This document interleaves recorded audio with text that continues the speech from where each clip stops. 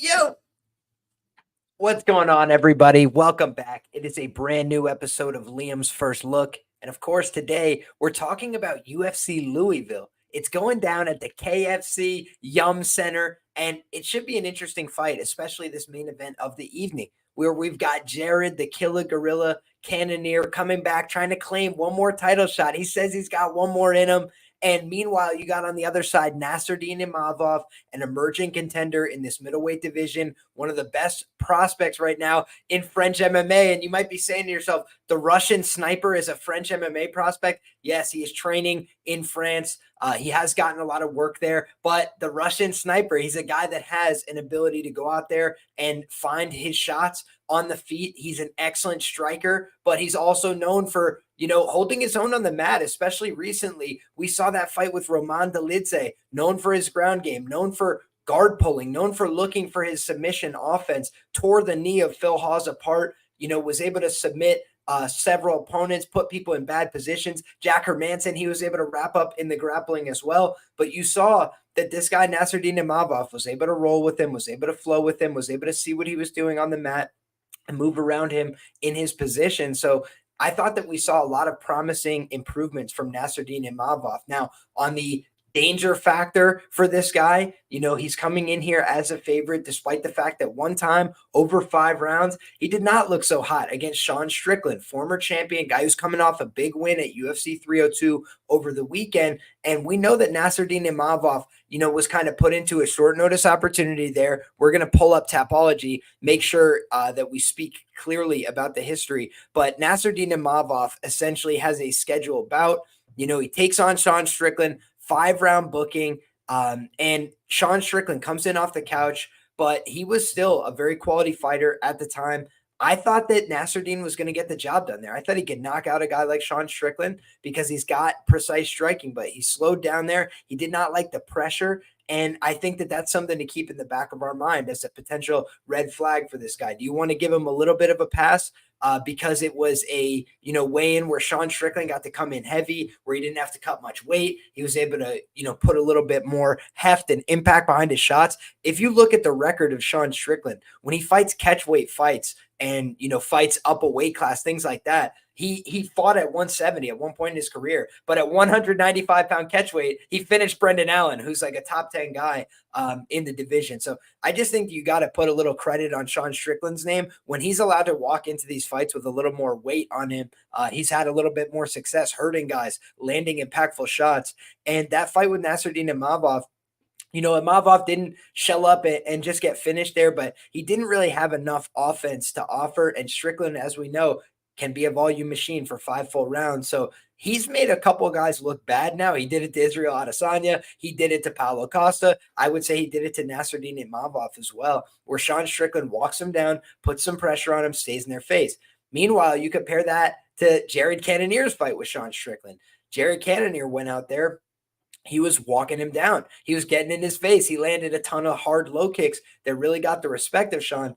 And Sean would admit that wasn't his best performance. Sean would admit, he didn't fight that fight how he wants to approach his fights, where he's coming out, getting in somebody's face, walking him down. He really had to pick his shots there. He fought a little bit on the back foot. He had a couple of times where he would be leaning back, all of his weight backwards over his haunches. And so Jared wasn't always connecting with the biggest shots and knocking him off his feet, but he landed a ton of strikes in that fight. And he landed a lot of strikes as well in his subsequent fight against Marvin Vettori. So we're seeing that despite being a little bit older and a little bit longer in the tooth, Jared Cannonier's made improvements over the course of his career. I think the most obvious sign of a guy finding his optimal weight class, this guy, Jared Cannonier, was very average in the heavyweight division. He was very suboptimal in the 205-pound weight class. But at 185, you see his physicality. He's an imposing guy. He's built like a brick of cement. He's just very strong physically. It's not easy to move this guy around or horse him around. And I think that when you're looking at a guy like Jared Cannonier, the problems I have are manifold. It's not because he's not a great fighter. That's obvious, right? It's not because he hasn't put great tape together. It's not because he hasn't been a very solid out throughout his career. But my problem, coming into this fight is, number one, you've got Jared Cannonier coming off of surgery. I don't love that in terms of a guy who's at this point in his career, 40 years of age, coming off of surgery, coming off a little bit of a layoff as well. That doesn't bode well typically. Here's the other thing. We're talking about a weight class at 185 pounds where the knockout rate is pretty serious, right? Guys can get clipped. They can get hurt. In main events this year, I know it hasn't been going that way, right? Middleweight main events have been flying over. They've been going the decision. I understand that. But I do think that that is always something that's due for a little bit of regression, right? If a trend line, if a stat line is running out in one direction, in a really overwhelming way, it is due for correction. It doesn't mean it's going to happen at any one point. There's a lot of randomness involved, but I think that when you look at a guy who's over 38 years of age, the book Fightnomics tells us that's when the skyrocketing happens for the knockout loss rate, right? Guys over 38 years of age in the UFC just get knocked out way more frequently than anybody else in the organization, if you look at the raw data. And so when I'm looking at this fight, I say to myself, Jared Cannonier, very quality fighter, very skilled, but is he going to be more likely to get knocked out at 40 years of age coming off of surgery than at any other point in his career? I think just based on logic, we'd all have to say yes, right? Like it's the most likely he's ever been to be knocked out in one of these fights. Then let's go back and examine the record of Jared Cannonier because he's been getting clipped and hurt in a lot of these fights. Even fights that he's winning. Marvin Vettori kind of buzzed him in the opening exchanges, and then Jared put an absolute legendary beatdown on him over the course of 5 rounds. You look at the Strickland fight, back and forth fight, both guys landed, but I don't think Jared got hit with anything super overwhelming in that fight. The Israel Adesanya fight, again, that was a fight that was a little bit tepid in terms of the pace. There wasn't as much volume. There wasn't as much action there, but you definitely saw that Israel was the one who was getting off the better shots in that fight. Derek Brunson, I had a huge bet on Jared Cannonier because I thought he was more durable. I thought he had better cardio. I thought that he had knockout ability. I thought that he was going to be able to resist the wrestling of Derek Brunson. And I really respect Derek Brunson. I made a lot of money betting on him. Biggest prop hit that I can remember, one of my favorite bets of all time, Derek Brunson by sub plus 2,900 against Darren Till. Took him down, took his back, rear naked choked his ass. But when you look, this guy, Jared Cannonier, he's gone out there and put on solid fights, but that Derek Brunson fight, he did make me sweat it a little bit. He did get buzzed in that early round. Derek Brunson was having a lot of success. Blonde Brunson came to play that night, but Jared Cannonier, you saw how that fight ended. Gets on top of him, absolutely brutal elbows. The corner threw in the towel. The referee intervened. It was just a brutal beatdown by the Killa Gorilla in the second round. But again, we saw that instance of him getting hurt, getting buzzed there. He kind of beat up Kelvin Gastelum really bad. Dropped Kelvin in that fight as well. Somewhat competitive on the minutes. Robert Whittaker did hurt him very bad in the third round. Also, I think he broke his arm in that fight. So you've seen a pattern of this guy going out there and kind of getting hurt in some of these fights, getting injured in some of these fights, not putting on an optimal performance and game plan against Adesanya. I thought that Adesanya was a beatable opponent. We saw against Sean Strickland, that's very true, right? And we saw against Jared and Sean, they're kind of on the same level. So what happened that night when he took on Izzy? He kind of just didn't have it that night. He kind of put on a stinker of a performance in a big spot and a big opportunity. And now his back is against the wall here in terms of needing a big spot and a big opportunity. If he goes out there and gets a win, it doesn't really necessarily put him next in line, especially just a win, in tepid fashion over a guy like Imavov. That's not going to move him up the chain. Whereas if he can go out there and get a dominant win, an explosive win, maybe that puts Jared's name back into title conversations. But right now, I don't think people are looking at Jared Cannonier and saying, hey, I need to see this guy, in huge title fights and big opportunities. I think more so they're happy to see him in these more casual, fight night main event settings. And he's obviously a very solid fighter. He's earned his keep, right? He's beaten a lot of quality guys. He hasn't lost anybody that's not a quality fighter in recent years. But you just start to wonder, where is the rubber going to meet the road for Jared at his age with the amount of physical strain he puts on his body? But he's training out of a great camp in the lab. He's a guy that puts in a lot of work. Seems like he's working with a bunch of contemporaries, guys on this card. They're all trying to peak together. Guys like Julian Marquez, other guys that are working together in this middleweight division. So it seems to me like Jared's going to go out there and put on a great effort, and he's going to go out there ready to compete. But I don't know if his speed is going to be able to keep up with Imavov. I think Imavov is very sharp with his punches. I think he's fast. I think he can move around with his footwork. I wonder what the leg kicks of Jared Cannonier will be able to accomplish here. I think that's going to be a tool he's going to look to rely on. But again, if you're coming off of a surgical repair of your own leg, how comfortable are you going to be throwing that kick? How comfortable are you going to be trying to set down with 100% power on your low kicks? That's a question for me. If I was on the Cannonier side, I'd almost want to see like 2 minutes and 30 seconds of this fight, kind of see how he's going out there and feeling it out, see if he's out there throwing calf kicks and getting after it, or if he's being a little bit tepid. If it looks more like the Adesanya fight, he's kind of picking his spots. He's, hustling along the fence line, maybe trying to push this guy into the fence and hold on to him. But when I'm looking at a guy like Imavov, I thought that the performance last time against Dolidze, Dolidze is a solid fighter, right? He's dangerous in all positions, but the fundamentals weren't really there. And the speed was huge, right? The gap was massive. And so you just saw that Dolidze was fighting from behind all night and chasing after it. And he was getting hurt. He got kicked in the head really hard. There was a few times I thought he was going to get finished there, and he just toughed it out, man. The Georgian guys, they're very, very tough. I think Jared is a very tough guy as well, but we've seen him get clipped before, right? We have examples of it happening. It hasn't happened in this middleweight division, but I commend you to watch the Robert Whittaker fight. Super back and forth, fun fight. Both guys had big moments there, but what we definitely saw is that Jared Cannonier could have been, clipped and finished in that fight. And then you also saw he could have clipped and finished Robert Whittaker. So he's got power. But Dominick Reyes, guy who we're going to be talking about on this card, finished him with an uppercut, right? Caught him coming in, dropped him really bad. That was up at 205 pounds. Sean Jordan put him away in brutal fashion back in 2015 in the heavyweight division. And so I don't say that to say one-to-one comparison, Nassourdine Imavov equals Sean Jordan. It's more so to say, hey, Jared Cannonier, over the course of his career, he has been hurt before, he's been clipped before, and so it always is something that we want to keep in the back of our mind at 40 years of age, going in there to fight these young killers who are still very aggressive, who are still ready to get after it. And I think that this is a spot where Imavov has a lot to prove, right? He's stepping into this fight still at just 28 years of age, right? He's on the right side of 30. We've got a guy in Jared Cannonier on the wrong side of 40. So I don't want to make too much of the age. I don't want to overthink that. But when you couple that with the fact that he's coming off the surgery, that's something I don't love to see. Then we look at the topology, right? 70% of voters are on Cannonier.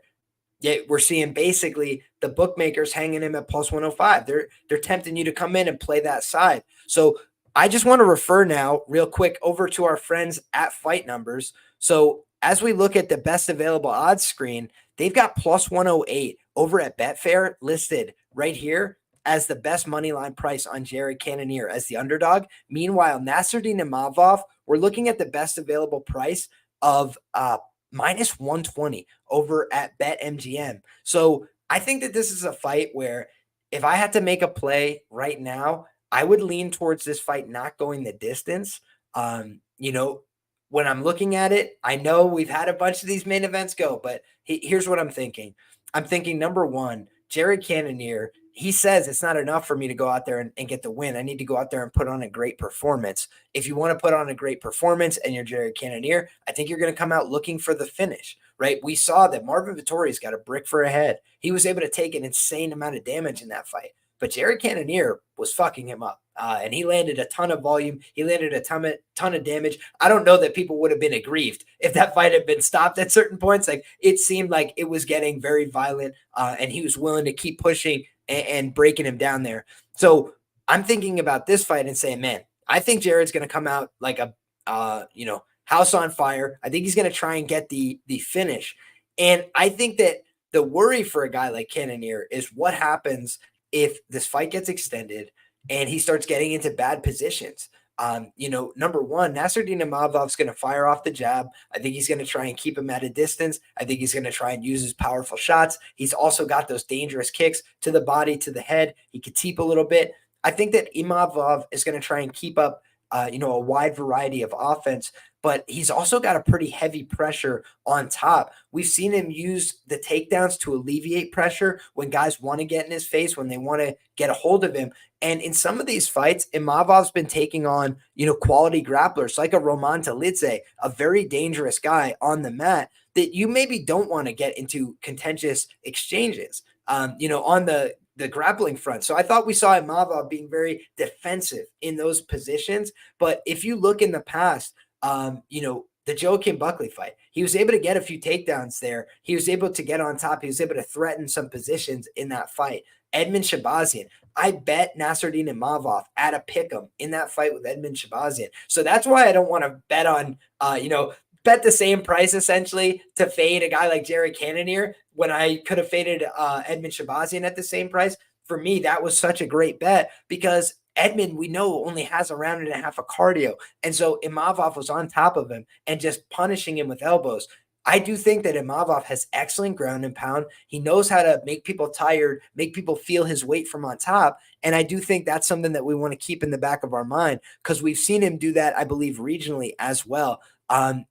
When you look, he's a guy that's proven very difficult to finish. He hasn't been finished, I'm talking about Imavov, since his first professional fight, and that was via guillotine choke. So he's been put in danger a handful of times, but he's mostly done a good job of imposing his will and his skill set on his opponents. I actually bet him all the way back against Phil Hawes in his second UFC fight. It was a majority decision, could have went either way. He got out wrestled and pushed against the fence there. So for me, the one danger factor with laying chalk here is we have seen that Jared Cannonier at his best, right? Assuming that he's a similar level to what we've seen in the past, he can push a 5-round pace and he can press people into the fence, kind of be negative sometimes in his style. That's how Imavov has been neutralized at times. Phil Hawes was able to push him into the fence, lean on him. And I think that what we have to acknowledge is a guy like Phil Hawes is a pretty chinny fighter. He's a guy that's been clipped, hurt by a lot of his subsequent opponents.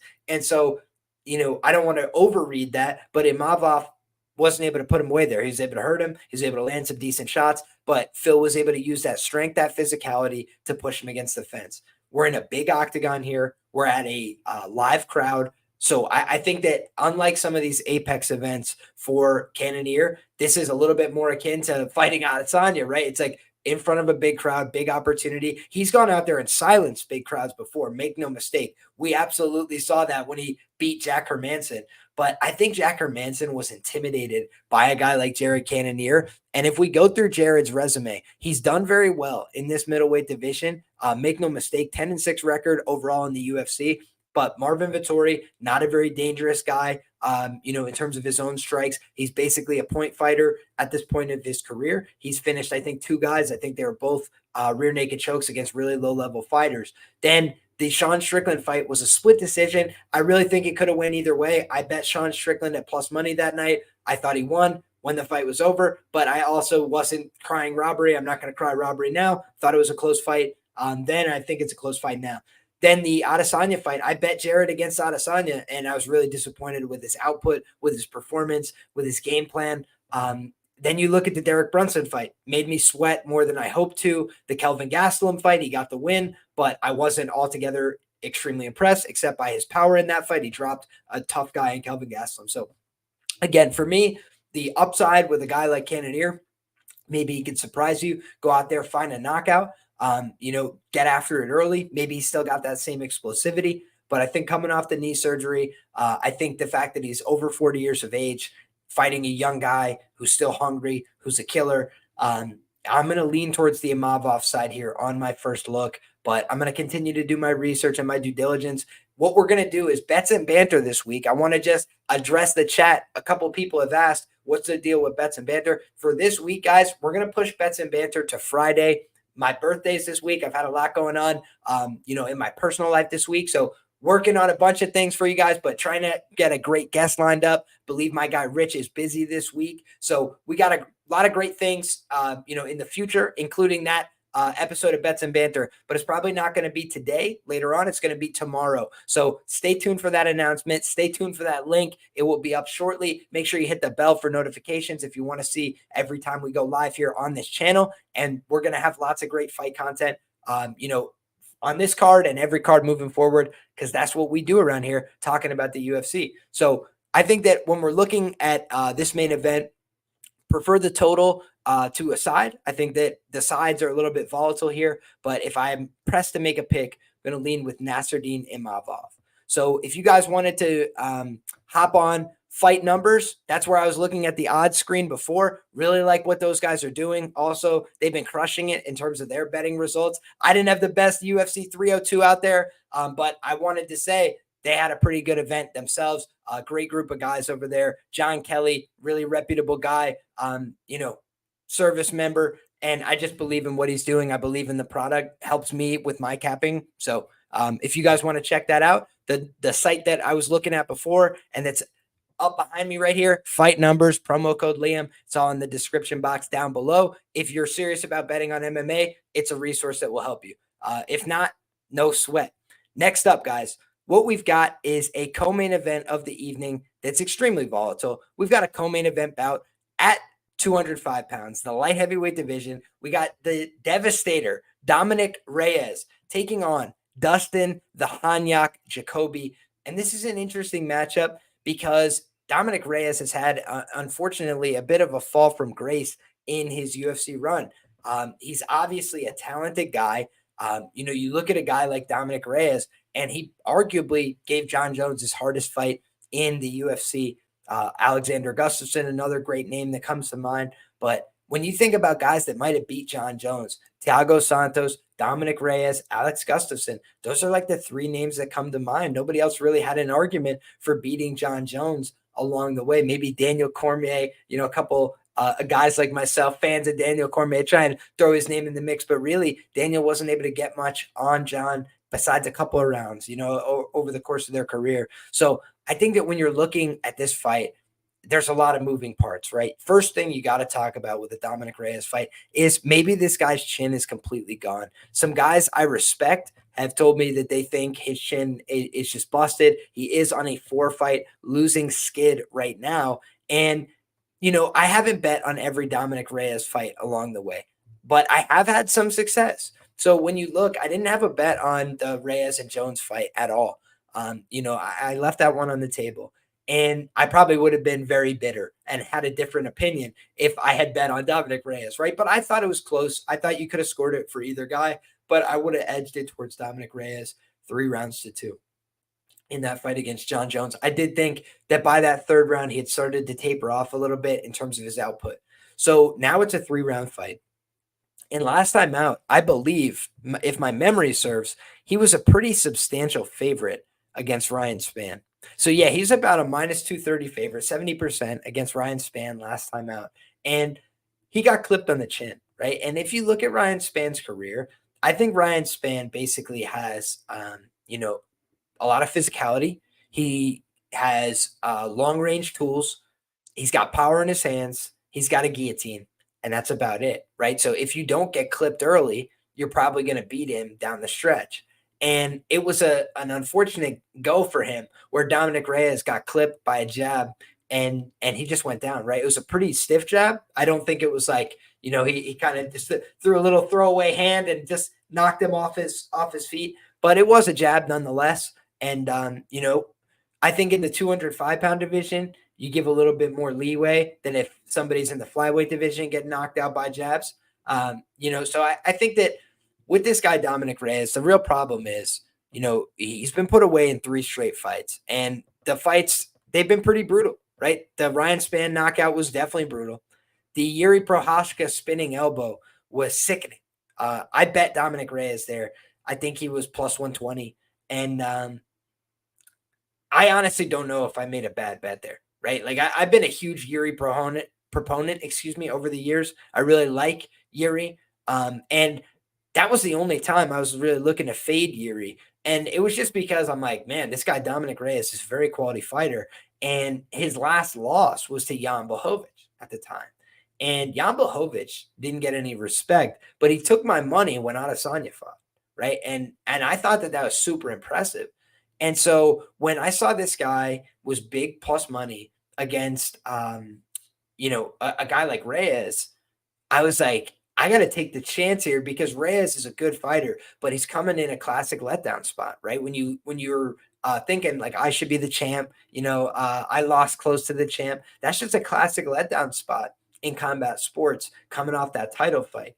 And some guys buck that trend, right? Sean Strickland was able to go do that over the weekend.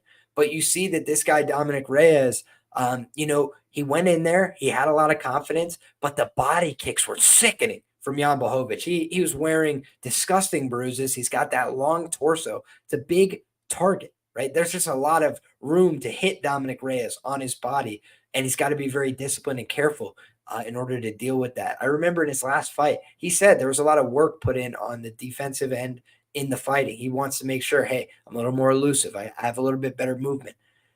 But he really struggled, and so that does worry me.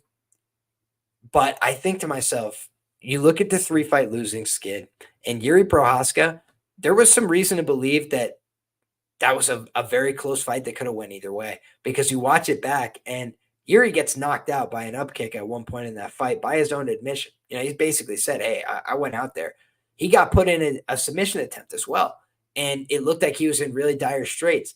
And then he was able to get the finish. So you want to say, like, hey, hats off to Yuri. He just did the exact same thing in terms of melting somebody down the stretch that, we saw against Dominick Reyes. He did that to Alexander Rakic as well. So Yuri is just good at melting people after taking a whooping, right? If you guys have watched his career in Ryzen, it wasn't just in the UFC. He's made a career of doing this where people hurt him bad or they try and submit him and they waste a lot of energy, and then Yuri finds a way to finish them late. So that's the magic of Yuri. But losing that fight, getting one punched, by a big, powerful guy like Spann, it definitely tells me that there's been some problems, for Ryan Spann, for Dominick Reyes in terms of taking power shots.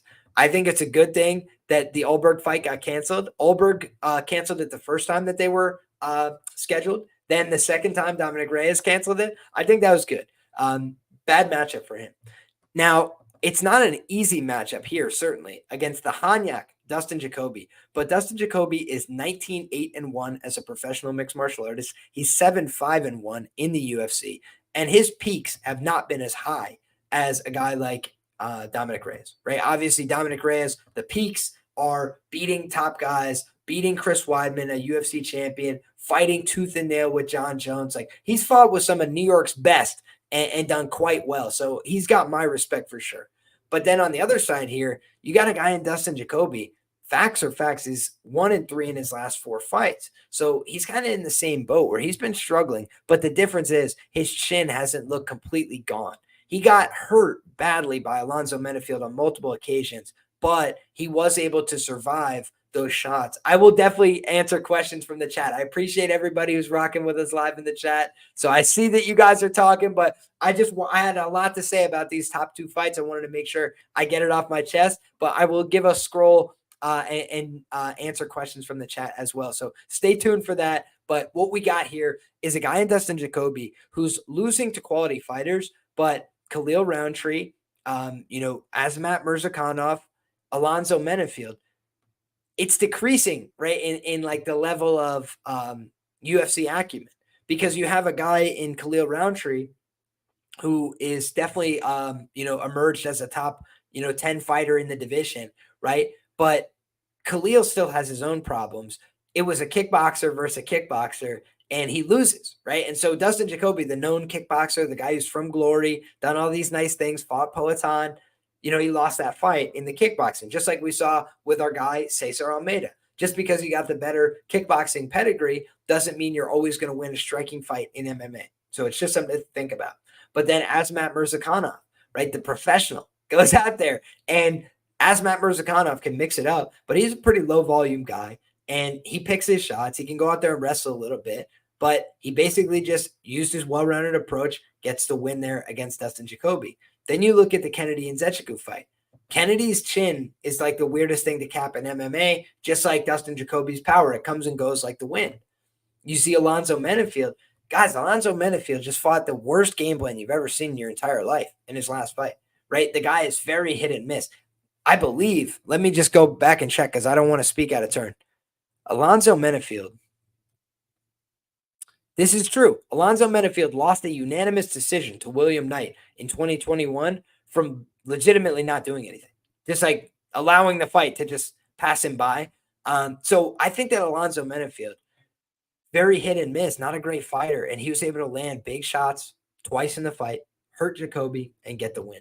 So you've had the last 15 minutes against Dustin Jacoby to beat him in these recent fights, but he's 0-3 in his last 3 decisions. Last time he won a decision was against Michal Lord Oleksiejczuk. I believe that's the only decision loss of Oleksiejczuk's career. I believe every other loss in his career was a finish.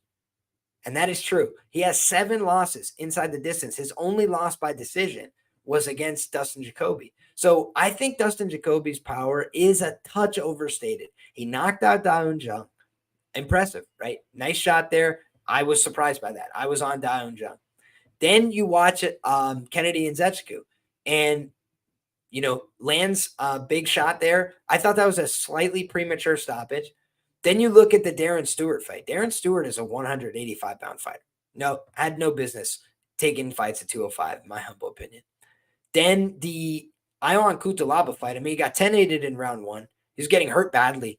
I thought that, that fight could have been stopped by some referees, right? He did a good job responding. He keeps moving. He's a tough bastard, but he can get hurt. He can get clipped for sure. And he also got out wrestled in that fight. He was getting taken down multiple times, and he was able to work his way back up to his feet. Like I said, tough guy, ornery prick, hard to get out of there.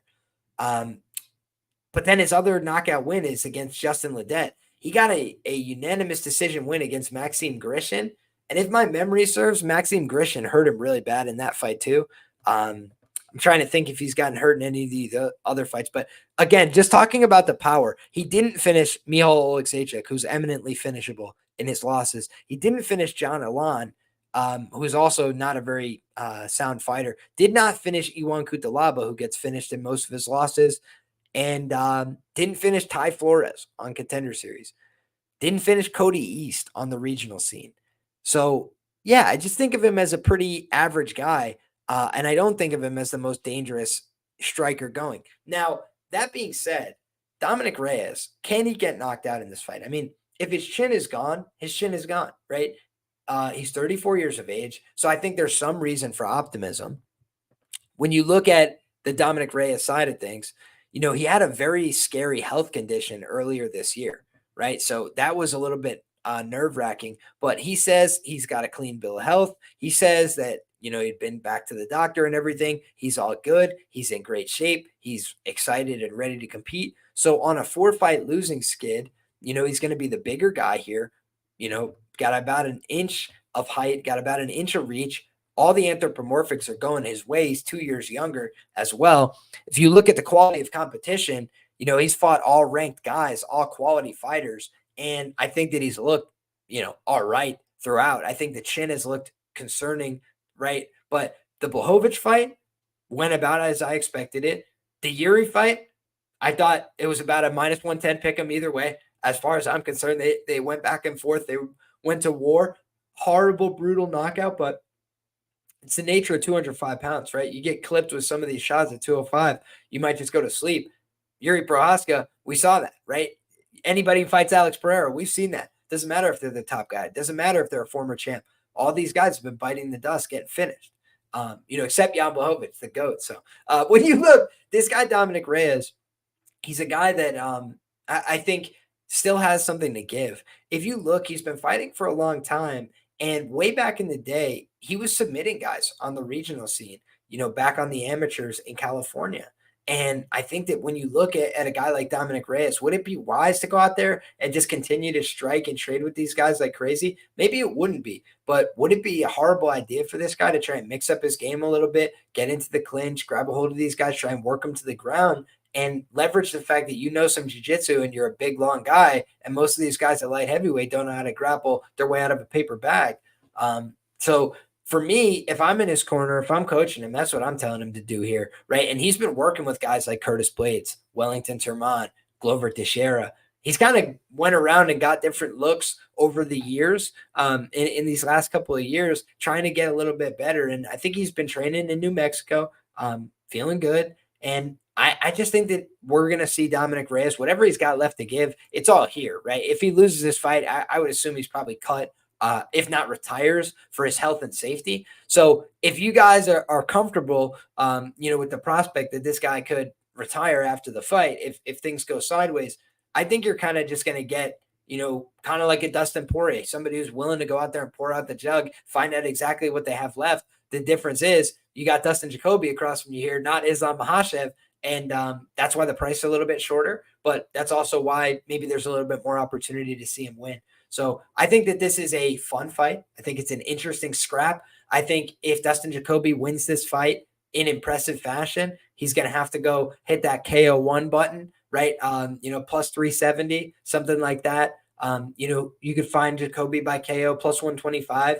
You could find the under in this fight. If we take a look at the screen here from our friends at Fight Numbers, again, info down in the description, promo code Liam. But looking over at Fight Numbers, let's see if we can find Dustin Jacoby. Best available price is minus 219 over on Betfair, plus 203 on, I think this is Bovada, for Dominick Reyes. So you're seeing, pretty close line there in terms of the over-under, minus 140 to the under 2.5 rounds. So if you think Dominick Reyes has no chin and the fight's going to end, I mean, that seems like pretty reasonable chalk, right?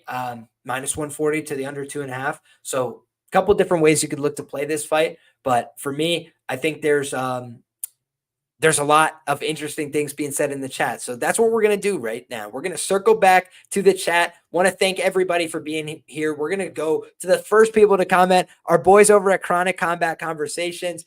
Nice and early show. You know it, brother. Dixon's been here since the beginning. We appreciate it. Liam picks fights in the morning. New radio show idea. I appreciate you, Call of Duty Vlogs. Thank you for the support. Bo Jackson with his cup of coffee. Joe Midas with the Yizzo. Appreciate you all being here. Thank you guys so much. Cowboy says I fell back asleep. Not quite. Not quite. Aussie accused me of falling asleep during my own breakdowns. Never that. But I appreciate you guys all for being here. We got Colostrum in the building, says Eduardo Mora is a lock. No locks in life, but exciting matchup. I can't wait to talk about that one on the prelims. We're going to work our way down. Liam, you think Imavov might try and sneak in a takedown or two? I absolutely do think he's going to try and wrestle a little bit. I would be surprised if he didn't. Shout out to Jimbo, says Jersey is in the house. Dixon says Imavov rolls well with shots. I agree with that also. We've got Sounds in the chat. Says, Liam, how are we feeling about black fighters at the KFC Center? #narrative. My brother, I have no idea. I haven't thought about that in terms of narrative. I just wish everybody well. I hope they have a great event.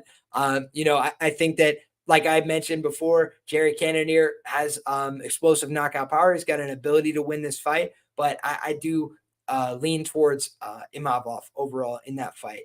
So that's the way I'm seeing it. But if we're going to go through and take every fight one by one on a case-by-case basis, and then you could add up your own scores at the end if that suits your fancy. Karen Bari says, Liam is back. Appreciate you, Karen.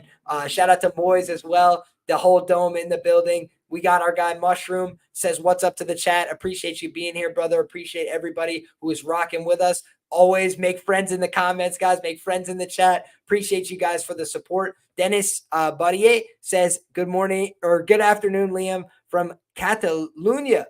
A lot of people disrespecting Jared. Hey, brother, that's what I'm saying. I don't want to do that. I'd rather lean towards that, fighting out to go the distance, not have to pick a side, right? Question, Liam, which fighter has a better chance to land over 100 significant strikes? I assume you mean in the main event. I would probably say Jerry Cannonier if the fight is to go 5 rounds, but that is an interesting proposition, certainly. How are we feeling about the ends in split? Middleweight's been going to decision. I don't hate that as a look, certainly. Happy birthday, brother. I just hit the dirty 30 last month. Shout out to you, Alex. Liam getting the VIP lap dance. No, sir. Appreciate you. And then we got my guy Call of Duty Vlog says Reyes comeback starts Saturday. Shout out. Evan Kroll says every day is this man's birthday. That's how we live over here. We try to make it every day a good one. Shout out to Alex, says Reyes by sub. It's even higher if you shop across the market. So definitely you could be onto something there. He has a rear naked choke in the UFC, a guillotine on his record. Absolutely. Great points there. Cody says, is there a reason you don't upload to Spotify anymore? Spotify's been going through some changes with their Spotify for podcasters program or whatever. So it's just been a little bit more of a hassle for me. I'm not very technical savvy, as you guys know. So I'm trying to get a little bit better with that. If you guys are fired up about the podcast version of this show, please go ahead and let me know in the comments. I just felt like there was a lot more traction on the YouTube show. So that's been my priority. I try and put it out on big shows, pay-per-view weeks and stuff. I try, but I'm always just prioritizing the product on YouTube because that's where more people consume the show. But if people are getting on my case, I will definitely start putting up the podcast again. It's been a little bit of a hassle for me, but that's the only reason, Cody, that it hasn't been there is there's been some changes with the program I used to upload it, and I'm not that tech savvy. Shout out to Trackbet, says Liam picks fights. You know that, brother, each and every week. Thank you for being here. And then we got our guy, Nate, very sharp guy in the chat, constantly here. Appreciate your support, brother. Says Dustin isn't a kickboxer. I don't know why everyone makes that a huge point. Well, he is a kickboxer. He's just an all right kickboxer, right? He's not a world-class guy. There's definitely better quality kickboxers. Even Cesar Almeida is a more proven kickboxer, in my humble opinion. Anyone see the interview with Dustin after the Asmat fight saying he thinks he's closer to the title than ever? I don't think Jacoby knows how to use his size advantage straight up. I tend to agree. My guy, MMA Ricky, says, yo, Liam, thanks for helping me kill time at work. Appreciate you, brother. Gone with the chin. I do think the chin is pretty spent for Dom Reyes. So that's the danger factor here. But you're getting him this fight at 30%. Last fight, you're getting him at 70% in arguably a tougher stylistic matchup in terms of a guy with power that could also win by submission. Be pretty surprised if Jacoby wins by submission. So, yeah, interesting spot, though. Liam with the coffee. Shout out to my guy, Cole. We got the coffee right here. And we're going iced coffee today like straight savages. Appreciate everybody for rocking with us. Everyone smash that like button like my guy Dixon says. If you guys don't mind, quick show notes. Go ahead and drop a like on the show, guys. Get subscribed to the channel. And if you want to support, easiest way to do it, go over and support our friends at Fight Numbers. They're friends of the show, supporting us. And like I said, they'll hook you up if you use my promo code Liam, 30% off that first month. Back at it, guys. We got the next fight up, and it's the featured bout of the evening. We got 14 fights to break down, so never a moment to spare. We got Raul Rosas Jr., El Niño Problema, just like our guy Jake Paul, right? He's the problem child. Then you got Ricky Turcios on the other side here, and Pretty Ricky is coming into this fight with a little bit more professional experience, 12-3 as a professional, fighting out of Houston, Texas. However, he's 31 years of age. He's taking on a 19-year-old, one of the youngest guys on this UFC roster in Raul Rosas Jr. This is a rebooked fight, guys. If you have been around, you know Raul was booked for this fight. He was supposed to fight this guy. They're supposed to get in there. They got so close, and then the fight gets canceled the day of. He's sick. He's unable to make the walk. I believe that was in Mexico, if my memory serves. And the one thing you got to consider is at elevation in Mexico, could get altitude sickness, could get a lot of different things that go wrong for you, right? Now he's taking this fight in Louisville, Kentucky. Big difference, right? So I think we're going to see a spot where Raul Rosas Jr., he's known for his grappling. He's known for his ability to go out there, put on a pace, wrestle in the early going. I think if people have concerns about Raul, it's mostly based on cardio. It's mostly based on conditioning. Is he able to keep it up over the course of 15 minutes? And if he's not able to get the takedowns, if he's not able to get his grappling going, what does his game look like on the feet in extended minutes? We haven't seen as much of it. It hasn't looked as refined. It's looked a little sloppier. When I think about a guy like Raul Rosas Jr., I think to myself, number one, he's aggressive. He's intense. He comes out hot to start his fights. He's trying to get people out of there, whether that's Terrence Mitchell, that he's barnstorming with strikes, or whether that's Jay Perrin, that he's trying to hop on his back early. If you look at the Christian Rodriguez fight, the reason I thought Isaac Bulgarian was going to have some success in that fight and win the first round at a high clip is because we've seen Raul Rosas Jr. go out there and dominate him in the first round. And that's a good fighter. That's a solid guy. That's a very talented guy.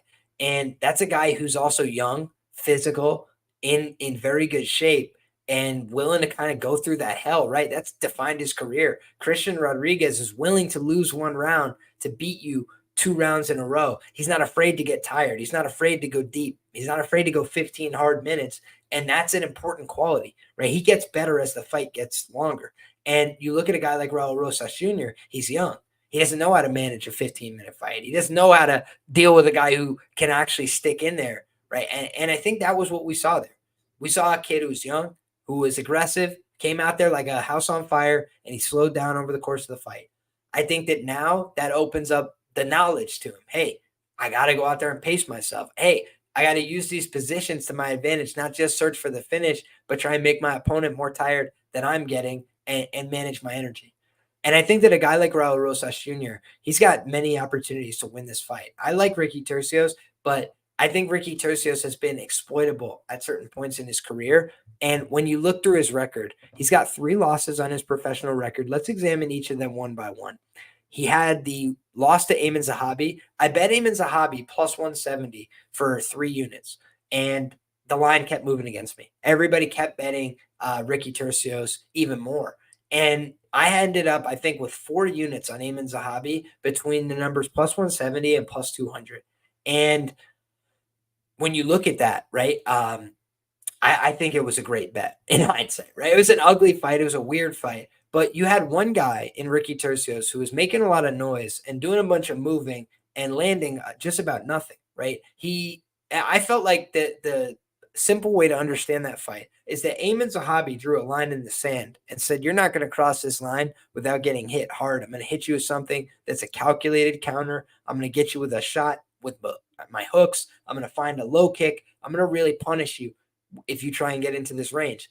And Ricky basically just decided, okay, I'm going to do, cardio kickboxing from the outside and just not try and land real committed strikes. And so I thought Ricky did more theatrics and, showboating and kind of, acting the fool than he did trying to fight there. And I don't mean that to be disrespectful. I like Ricky. I think he's a fun guy, but just trying to call it like I see it, right? I'm trying to analyze the fights and be objective as well. So I'm not a Ricky Turcios hater by any means, but I am definitely an Aiemann Zahabi enjoyer. And so I was willing to go out there, risk the coins, fade the market there. And when he was a big favorite, he dropped the ball in that fight. Then next time out, he goes out against Kevin Natividad. Guys, I'll just be frank. I don't think Kevin Natividad is a great fighter. I think he's a very average guy. I think he was hard done by the fact Miles Johns cheated, grabbed his glove, and knocked him out. But Danaa Bakary, who's had a pretty middling UFC career since, was able to put him down in the first round. Ricky Turcios fights him to a split decision, right? So I'm not blown away by that list of wins. Right? Beating Kevin Natividad, beating Brady Heistand. I bet Brady Heistand in that fight, guys. That was another split decision. This is back in the day. And I thought Brady Heistand was going to out-wrestle him, out-grapple him. Kind of what happened, but Brady Heistand just wasn't as good as I thought he was, right? He came in very young in that fight, but he basically pushed the pace, got in his face, took him down, but he wore some damage. He wasn't able to push for the full 15 minutes, kind of slowed down in that one. But I honestly think that Brady Heistand is just a very average guy, and no disrespect there either. It's just like I don't think he's shown us a lot, right? If you go look over at Brady Heistand's record, at the time he had 6 professional fights, and he fought him to a split decision. Since then, Brady Heistand beat Danaa Bakary and Fernie Garcia via unanimous decision. So he's put together a 2-1 record now in the UFC. I'm not saying he's a slouch by any means. He's a fine fighter, but he's young, right? And then you look back, Boston Salmon on the Contender Series beats him via unanimous decision back in 2017. Manny Martinez knocked this guy out in the very first round. Manny Martinez kind of struggled at the UFC level as well. So I look at a guy like Pretty Ricky Turcios and say to myself, this guy is fun. He's a cool guy. He's a great personality. I hope he keeps getting booked on these cards. He's a fun guy. I think this is a clear setup fight. I think they want to see Raul do well. I think that's the reason why they've waited to rebook Ricky for this fight.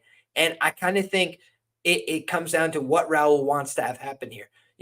if he wants to go out there and show, hey, I got 15 minutes of cardio, I could go push the pace, I'm not afraid to get down, okay, then I think that's what we're going to see. I think that if he decides, hey, I'm going to go out there and barnstorm this guy and try and knock his head off for the first 5 minutes, I think he might be able to do that, honestly. Even like he might treat him like Terrence Mitchell. And I think Ricky is a much better fighter than Terrence Mitchell. But I just think Raul, if he comes out with that same level of intensity, might treat him accordingly. And then alternatively, I think that there's a world in which Raul is just able to take him down and submit him, right? When you look at a guy like Raul, he's getting to these dominant positions on C-Rod. He's not able to put the closing, finishing touches on it. He's still just 19 years of age. And so I assume that he's getting better every day in the gym, working with good guys. And I feel like in this spot, what is to stop him from, just wrapping up a rear naked choke over the chin and seeing whether Ricky Turcios is willing to deal with that or not. You could put him in some danger. So for me, it's just a spot where I would prefer to be on the Raul props here or pass. I just don't believe in Ricky's upside. If I was to be on Ricky, I would probably be on the late round prop. Shout out to my guy, Aussie fan in the chat, says he's got Ricky round 3, 26-1. No sweat there. We wish you the best always. Shout out to my guy, Hefe Hammer, says I'd have Liam by round 2 sub over Raul Rosas. I don't know, brother. He's a little bit smaller, but I don't know. I think I'd have a very hard time there. Liam, any value betting the RNC prop specifically in this spot? I feel like it's his main winning condition, or does the general sub prop have enough value at plus 200? Personally, brother, if you're asking my opinion, I would just scrap the sub prop entirely. I'd go ITD if I like that side. When I'm looking at the reason why, I believe the ITD is around plus 150, 50 cents to not get screwed like he did against Terrence Mitchell. Like that for me, that's a idea. So yeah, that's the way I'd see this one. Probably just lean towards the ITD or the upside on the knockout, personally. But it would really just depend on the odds, Dixon, on the specific sub. But oftentimes the specific sub prop is not worth it in terms of the EV. That's my personal opinion. Unless the guy only knows one submission. And I do think that Raul Rosas Jr. could guillotine, could do a couple different things as well. All right, next one up, guys. We got a main card fight in the middleweight division. And holy smokes, we still got a gang of main card fights. So if y'all like talking fights, y'all are going to love the show because we've got plenty more to go and no signs of slowing down. What I did today is I got 1 cup of coffee, 2 cup of coffee. So we're ready to absolutely rumble throughout the show here.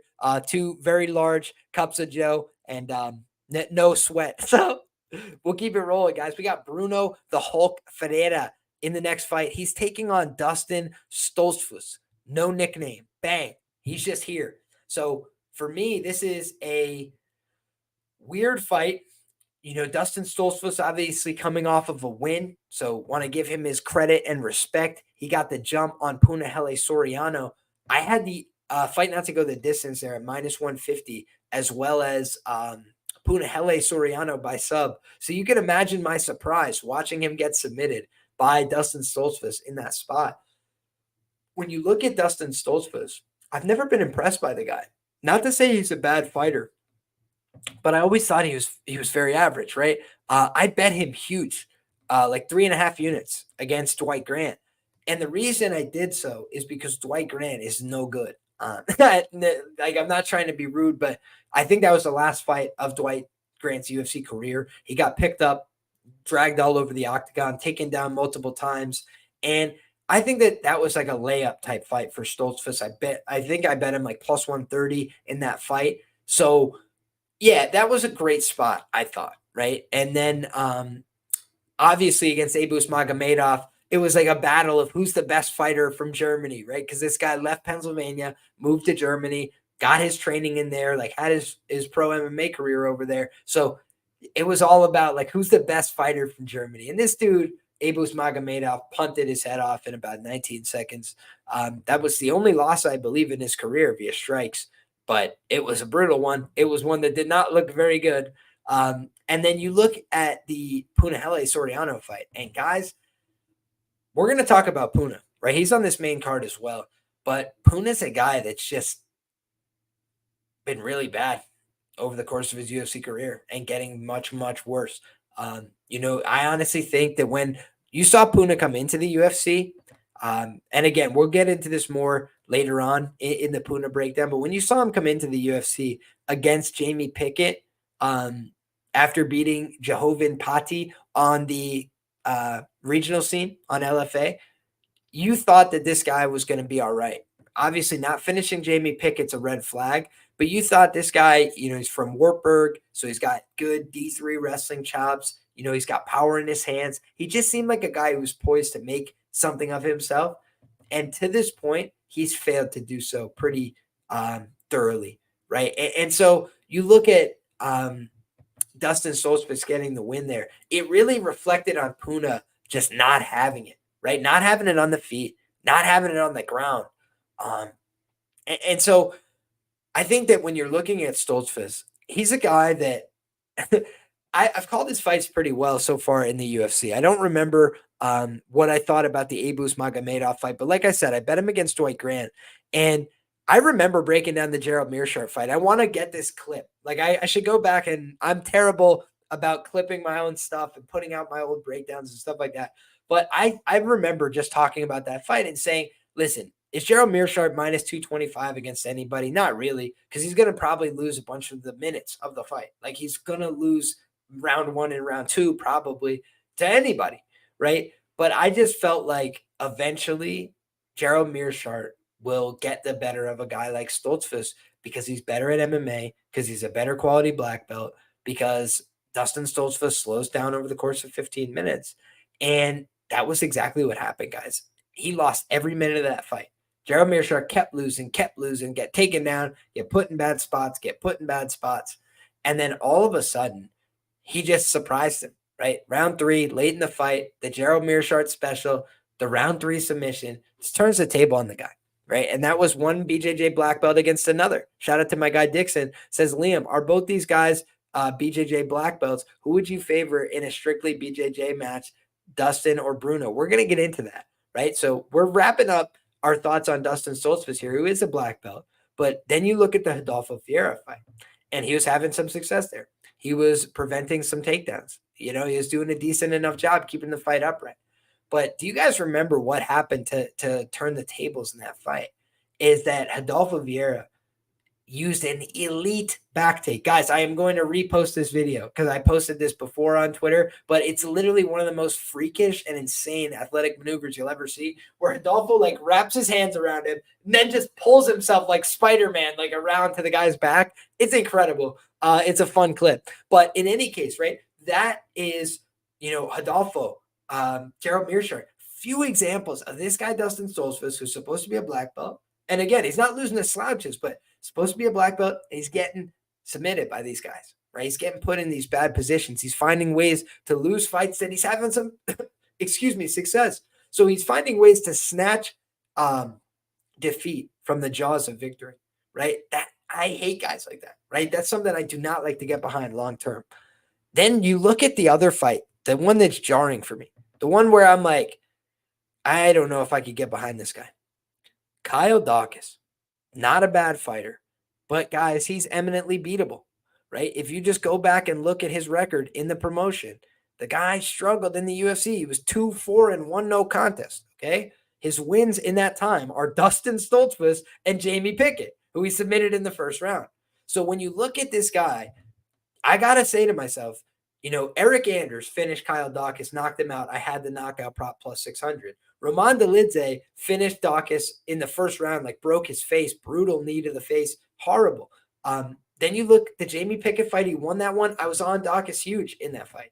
Then you look back, the Kevin Holland accidental headbutt, that was just a really weird outcome, but maybe Daukaus got robbed there. I had Daukaus ITD in that fight, was what it was. He lost the decision to Phil Hawes, right? So Dustin Stoltzfus, that's the only win for Kyle Daukaus along the way that wasn't against Jamie Pickett, right? That doesn't speak well to him, right? Then you look at the Joe Pyfer fight. There's nothing you can really take away from that fight, in my opinion. It was a back and forth fight. I thought Pyfer did look like the guy who would probably get the better of that fight if he didn't get hurt. He got picked up, kind of based out on his arm. Brutal, right? It's just one of the things that can happen in this game. I always say that's why there are no locks in MMA, because there's weird shit that takes place, right? Somebody falls over, breaks their own arm. Somebody takes a wrong step, they turn their toe upside down. That's what can happen in a mixed martial arts fight. That's why I always say no locks in life, but you're just looking for the more likely outcome, right? And so I look at a guy like Stoltzfus and say, can he win the fight? Yes. How does he win the fight? Now let's break that down very briefly. I think the way Stoltzfus wins this fight is he's got to outlast his opponent, or he's got to clip him on the chin, right? We've seen he's a human being. Bruno Ferreira can be clipped on the chin. He's a man. He's mortal, right? He can be knocked out. So if Stoltzfus is able to clip him on the chin, if he's able to outlast him in terms of cardio, I think those are the two ways he wins this fight. Now let's get into the question that my guy Dixon asked. We got great people in the chat. We got my guy Locker Room as well. MMA Mafia, glad to see good guys rise. My absolute brother. Appreciate you being here. Can't trust none of them with my coin. I'd rather flip a coin. How many cups of coffee this morning, says Locker Room? We got one in one hand. We got one in the other hand, man. We're double fisting the coffees at 10 a.m. local time because we got a lot of great fights to talk about, my brother. But shout out to Dixon as well. He says, Liam, are both these guys black belts? So now let's talk about his opponent. Now let's talk about Bruno the Hulk Ferreira. Guys, he's a double black belt, okay? He's a black belt in judo as well as Brazilian jiu-jitsu. He competes in jiu-jitsu matches still in Brazil. So he's a guy that takes his jiu-jitsu seriously. He's in the gi, right? He knows what he's doing in terms of his techniques. The thing that I like about this guy is the judo. Judo isn't for everybody, right? Like, you kind of have to know how to use judo for MMA in order to make it work. If judo is your whole game and then somebody knows how to clinch break like Holly Holm, you're Ronda Rousey and everything falls apart, right? But when you look at the people that succeed using judo, they implement it as part of a wrestle judo jitsu system, right? Shout out to, I think it's Justin Flores, J-Flow Judo. That's what he talks about. Wrestle, judo, jitsu. It's about combining the arts. It's about using the best of all these sports to get the best outcomes in MMA grappling, in your own grappling sessions. Like, if I want to beat a judo guy in a judo match, I might have to rely on whatever the best skills I have from wrestling, the best skills I have from jiu-jitsu. It's like using what you're best at. And this guy has shown an ability to go out there and compete in all positions, I feel. Bruno Ferreira. He went out there against Phil Hawes and he hit a massive hip toss. But when you look through his Instagram and things like that, you could find a lot of examples of this guy like doing seminars, going through his techniques. He can throw. He's strong as shit. And I just have a feeling that in terms of the pure physicality between these two guys, I do think they're going to be on a different level. I think Bruno Ferreira is a stronger guy. I think he's more physical. I think he's going to be able to pick this guy up and turn him sideways in the first round. So the question for me comes down to, is this guy going to gas? Because if he doesn't, I think he's going to get takedowns at will in this fight. Like, if he wants them, I believe his judo is far superior. I think his wrestling is also better. So Stoltzfus isn't a fish out of water with his wrestling, right? He comes from Pennsylvania. I could tell you guys, most of the guys that ever wrapped me up and embarrassed me in my wrestling career were from Pennsylvania or Ohio. So they know how to get down in Pennsylvania. They know how to wrestle. But I've never really seen it with Stoltzfus in a crazy extent. You know, picking up Pyfer, that was fine, you know, but it was more so just like Pyfer was a green guy. He was still working his way up at that point in his career. I think Pyfer in a rerun would probably be favored, you know, to beat him, especially over 3 rounds. So pretty substantially. So yeah, I just think that when I'm looking at this fight, I see an athleticism gap that favors Bruno Ferreira. I think he's the faster guy. I think on the feet, he hits harder. So for me, the intangibles here are the fact that he hasn't been doing it for quite as long, and he might not have the cardio to go all night because he's built pretty stocky. But I think that the amount of experience he has in terms of different combat sports and his, confidence, I think he's a guy that's going to go out there and get this win. The last time out, we saw Bruno Ferreira beat Phil Hawes, and he did it in very impressive fashion, right? If you go out there and you got to grind out the win and grease it out and it's close and it's super competitive, maybe you come away saying, I don't know about this guy. But I think that was Phil Hawes fighting for his life and his career and really going out there and putting everything he had on the line. And he got cleaned up, right? Bruno Ferreira let him know what time it was. Nursultan Ruziboev, guys, I bet him, right? He was plus 190 against Bruno Ferreira. And I just said to myself, I was like, this guy knocked out Gregory Rodriguez. That's a great fight, right? That's a great win. And I was impressed by it. But Gregory Rodriguez is an elite jiu-jitsu guy. You're going to try and take that guy to the ground? You're going to try and beat him up there? Phil Hawes is a Division I type wrestling prospect. He's very strong, physical, knows how to wrestle, competed at a high level, was scouted at a high level. So you think of a guy like Phil Hawes and you say, man, the fact that he's out there dominating him in the wrestling, that speaks to his athleticism and his pedigree and his ability to wrestle. And so I think that there's a lot of upside on a guy like Bruno Ferreira long-term that there's not on a guy like Stoltzfus long-term. But also, when you're talking about money line sides, the one thing I will give to the credence of a guy like Stoltzfus is, number one, he's been fighting UFC level guys. He's got a 2-4 record. It's not great. He's not beating very good guys, but Gerald Meerschaert is a good fighter. He's a solid black belt. Adolfo Vieira in a pure jiu-jitsu match would fucking dominate Bruno Ferreira. Let's just be fair about that. Bruno Ferreira, good fighter, right? But also, he's a guy that is not as proven as a guy like Adolfo on the mat, right? In pure jiu-jitsu, Adolfo is known as a black belt hunter. Bruno Ferreira is known as a guy that does MMA that just so happens to be a judo and jiu-jitsu black belt, right? So it's a different level at that rate. But when you're talking about the physicality, the athleticism, the upside, I just think a guy like Bruno Ferreira has more chance to do big things in the UFC, stick around for a long time, trains with a lot of other high-level UFC fighters from Brazil as well. Are they the best guys? Maybe not, but a Brinson, Ribeiro, these guys, they're all working their way up. They're all hungry. They're all pretty young and sticking with it. So he's 31 years of age. He's not a spring chicken, but he's had over 10 fights. He knows who he is. He knows where his bread is buttered. He's got skills on the feet. He's got knockout power. He's proven that. Goes out there and finishes these fights. But in addition, he's got an ability to compete on the mat. He's got some submission skills. So in terms of the money line pricing, I understand sharp guys are going to come in on Stoltzfus here on upside. Say, hey, this guy's had a ton of UFC fights. He's now starting to look a little bit better of a version of himself. And you're getting plus 2XX to find out about Bruno Ferreira. I basically took a flyer, hey, let's see how bad this Nursultan Ruziboev guy is. Everybody says he's a fraud. Let's find out. That's what you're doing, I feel, with Stoltzfus here. You're saying, hey, this guy's 2-4 in the UFC, but I know what I'm getting against a guy in Ferreira who might gas out after 8 minutes. Fair enough. And I think that that's like the upside on Stoltzfus. But for me, I'm leaning with the athleticism gap here. And I think that, one way or the other, we're probably going to see Stoltzfus getting finished here. Shout out to my guy. Oh, we got our guy Raf in the comments. So shout out to our guy Ralph in the comments. Says J-Flow coming to New York in October. You better come to the seminar. How can I miss it? That sounds great. I didn't know he was a judo black belt. Also, I would encourage you guys, go through his Instagram.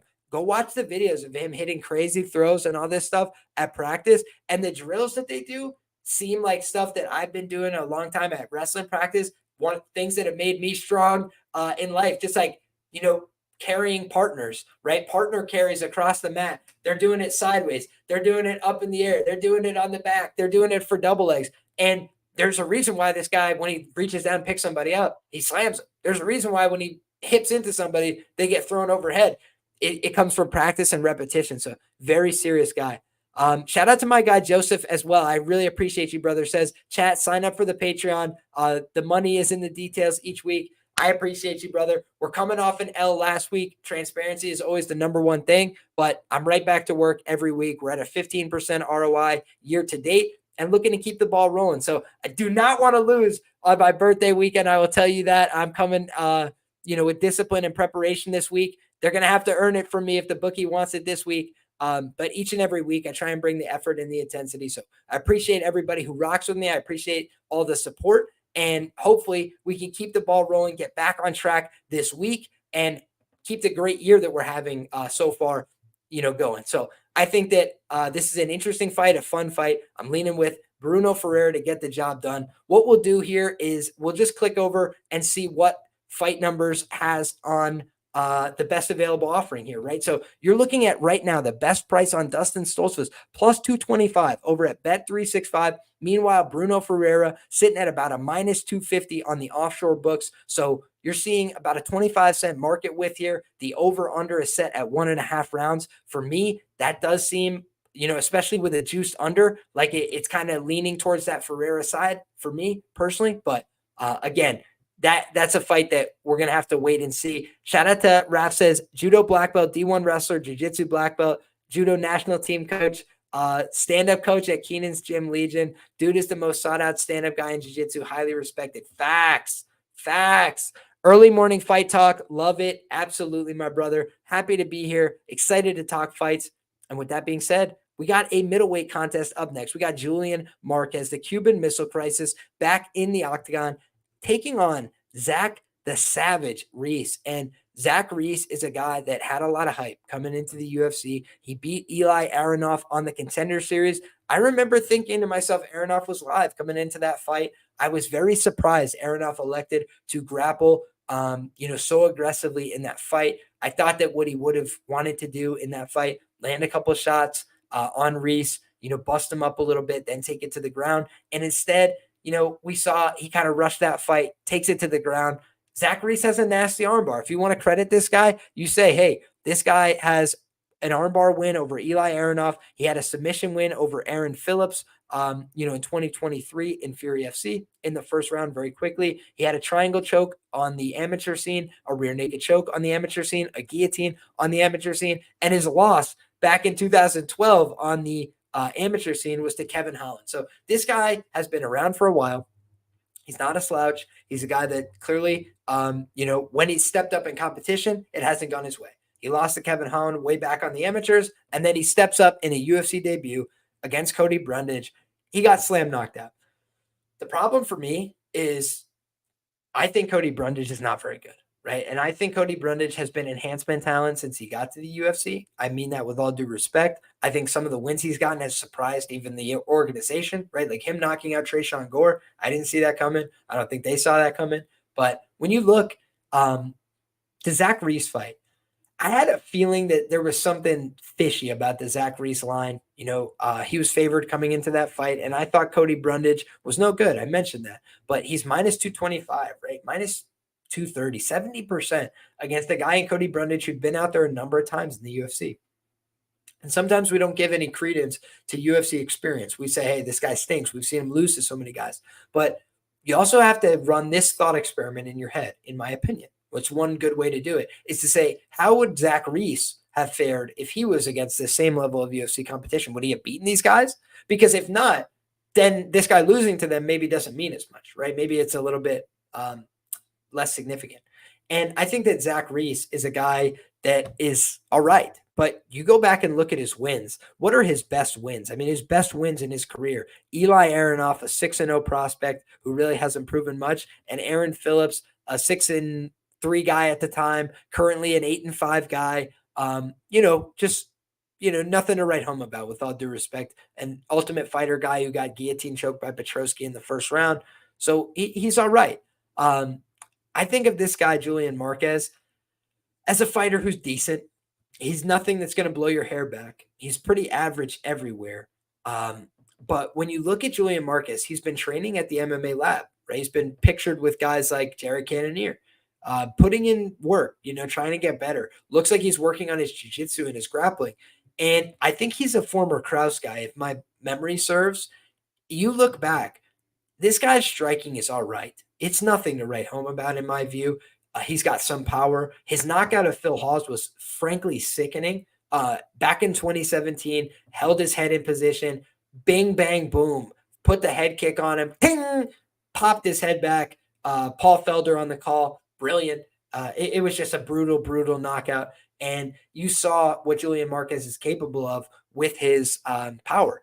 But he's not a very active fighter, right? You look back, he beat Darren Stewart via front choke. Then he loses a split decision to Alessio Di Chirico. He missed weight for that fight as well. So not a great look there. Then the Maki Pitolo fight. he didn't win hardly a minute of that fight, a second of that fight. But Maki Pitolo found a way to snatch defeat from the jaws of victory, get submitted late. That is a good quality from Julian Marquez, his ability to rally late in fights and find ways to win them when they go sideways. Then the Sam Alvey fight, guys.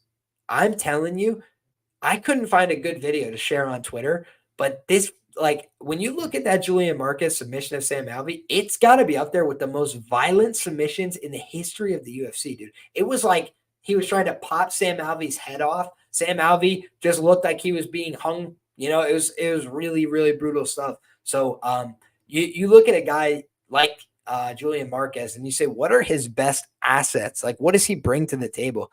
This guy is 4-0 career to the submission, right? Nobody's ever made this guy say uncle. And Zach Reese, you know, he's got 2 out of his 6 career wins via submission, right? And on the regional scene, on the amateur scene, it was way more than that, okay? So against his highest level opposition, Aaron Phillips and Eli Aronoff, he relied on the submission both times.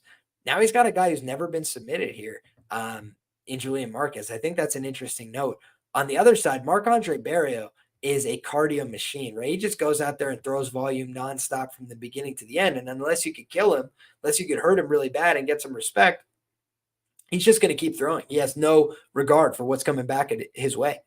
Gregory Rodriguez is a guy who's like fringe ranked guy. And when you look at his skills, he's disgusting on the mat, right? So what is Julian Marquez going to do? Try and take him down, be better at jiu-jitsu? That's not going to happen. So he's kind of stuck on the feet with this guy, and he got brutalized. Julian Marquez, he's had a ton of cancellations. You look at the Duran Win fight, Win withdrew from that fight. You look at the Turman fight, Turman withdrew from that fight. You look at the Dawkins fight, Marquez withdrew from that fight. Then you look at the Jordan Wright fight, Marquez had health issues. So Marquez has been dealing with health issues. He's not been extremely or supremely active throughout the course of his recent run. But when I look at the body of work, he's fighting much better competition overall. I think that Sam Alvey, Maki Pitolo, Darren Stewart, and Phil Haas are all better wins than any win on Zachary Reese's record. So I believe that the better body of work and quality of opposition is Marquez. I think he's had more impressive wins. I think he's had better submissions. However, it's hard to back a guy at chalk coming off of 2 straight losses. And meanwhile, he's coming into this fight. Zach Reese was attempting offense, much like Joe Solecki. He was attempting offense with that armbar, got picked up by Cody Brundage, who's a strong physical guy, and slammed on his head. You do have to wonder to yourself, is Julian Marquez in the same physical condition, healthy enough, disciplined enough and everything to stand up out of a submission like that, go for the slam? I do think that's an open question. Meanwhile, he's 34 years of age, no spring chicken, definitely up there in age and not super active. Neither one of these guys have fought since 2023, but it's been a year for Julian Marquez. It's been just 6 months for Zach Reese. So he fought late in the year, and then Julian Marquez fought earlier on in the year. Then you're looking at Zach Reese is going to have all the anthropomorphic advantages coming into this fight. He's going to stand 6'4" compared to 6'2" for Julian Marquez. He's going to have about a 5-inch reach advantage in the fight. He's going to be 4 years younger. So you can paint a colorable case for backing Zach Reese as an underdog here. But my problem with backing Zach Reese, or my problem with extending on a guy like this, is number one, Julian Marquez, he has been finished in his last 2 fights, but I have no reason to believe Zach Reese would win fights against those guys, right? I think that that's still an open question at best. We have no evidence that suggests Zach Reese can fight into round 2 or round 3 at a high clip. So for Marquez, training with the lab seems like he's putting himself in a better situation. And on top of that, I think he's probably the more proven grappler. I think he's probably the more proven striker. It's like, I don't know. I don't know what to make of this fight, but for me, the simple answer when I'm looking at this fight is I would rather take the under 1.5 rounds, I think, than invest in either one of these guys personally. I also think the ends by submission is kind of interesting because Zach Reese showed, against high-level fighters, the way he's gotten it done is via submission. For Julian Marquez, he's a pretty dangerous submission guy in his own right. I do think that is his most likely path to victory in these fights this day and age is to go out there and get submissions. So that's the way I see it. interesting spot, violent ending is what I'm expecting here. I think somebody's going to get finished in the first 2 rounds of this fight at a pretty high clip. Shout out to my guy Dixon in the chat, says, word on the street is that Julian is here because he needs a paycheck, Liam. I believe that. Crazy to see how, or crazy to me, excuse me, says Cole Stein, how Reese's first pro MMA fight was on the exact same date as Marquez's last win. Shout out to whoever posted that to Twitter. That's hysterical. I think that, Julian definitely capable of getting a win, but it has been 3 years. Sam Alvey was on the last legs of his UFC career, but Sam Alvey, was a long-term guy, stuck around for a long time, hurt guys, landed impactful shots, even in a lot of the fights he lost. The reason he kept getting his contract extended and stuff was because he was, a friendly enough guy to the UFC brass, but also because he almost knocked out Ryan Spann, and he had a bunch of very close fights along the way. So I think that you really got to respect that he's getting back in. Sam Alvey's still out there in karate combat doing the damn thing. Shout out to my guy, MMA Line Mover, says, happy birthday, bro. Appreciate you, my dog. And with that being said, guys, we can move along to this next fight. Let's see what we got here. I'm deep in the topology hole right now. All right, rounding out the main card, guys, we've got another middleweight matchup here. Or excuse me, a cat got my tongue. We got a welterweight matchup here. Punahele Soriano taking on Miguel Baeza. And this is a battle of busted prospects, guys, with all due respect. 3-fight losing skid for Caramel Thunder, Miguel Baeza. 2-fight skid for Punahele Soriano coming into this one. Anthropomorphics, it's going to check the boxes here for Miguel Baeza. He's the taller guy. He's going to have a longer reach here. Punahele Soriano is dropping down a weight class to 170 pounds. I don't know if that's a great idea for him. But I also think he's kind of out of options at 185. I don't know who this guy could realistically beat. I think there are guys that he could defeat, but based on that showing he had against Stoltzfus, based on the showing he had against Roman Kopylov, I really struggled to see how he would clearly get a major gap on these guys. Same thing, losing a fight to Nick Maximov that I thought could have went either way. But when you look back, Maximov is a guy that wasn't really long for the UFC, right? And you look at his ability to get the win there. It was just by grinding Soriano to a halt in his pace, made him do nothing, forced him against the fence for long periods of time. And you see Soriano is just a very negative fighter in terms of he doesn't throw that much output. When he does throw output, it tires him out. He commits to throwing everything with 100% power, despite his coaches pleading with him not to. He's susceptible to body work. You could definitely hurt him and get after him with body work. You can make him fatigued and tired. And his wins have just aged like, sour milk as well. Dusko Todorovic, a guy who at the time was an undefeated fighter. He's now 12-4. So you could say, hey, Puna broke the seal, but the guy has been losing a bunch of fights since. Oscar Pichota, guy who's not very high level. Jamie Pickett, one of the guys who really struggled at the UFC level. And then Dolce Lungiambula, a guy who's extremely average. He was 11-4 at the time. He's 11-6 now. And he was just horrible in his whole UFC run. Got finished in most of his fights.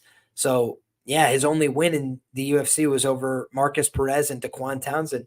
And that kind of tells you everything that you need to know. So I think of this fight and I say to myself, okay, you got Punahele Soriano and the loss to Kopylov. You could forgive that one.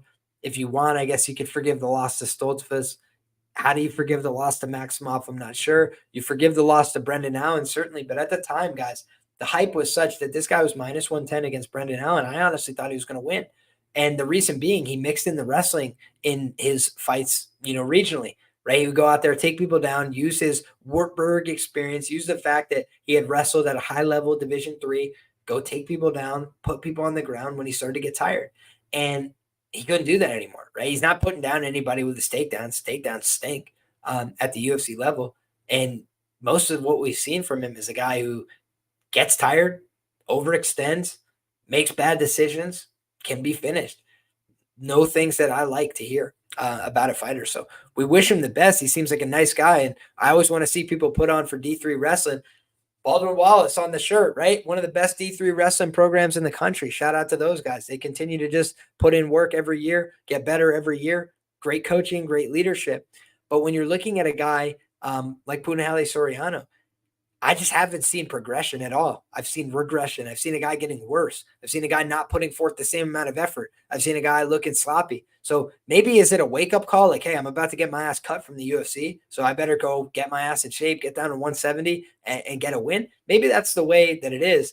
But for me, I think that Puna has really not shown enough to bet on him in his recent fights, right? And so you're getting some plus money upside. They're trying to tempt you, lure you with that. He was heavily favored to beat Dustin Stoltzfus. He got crushed.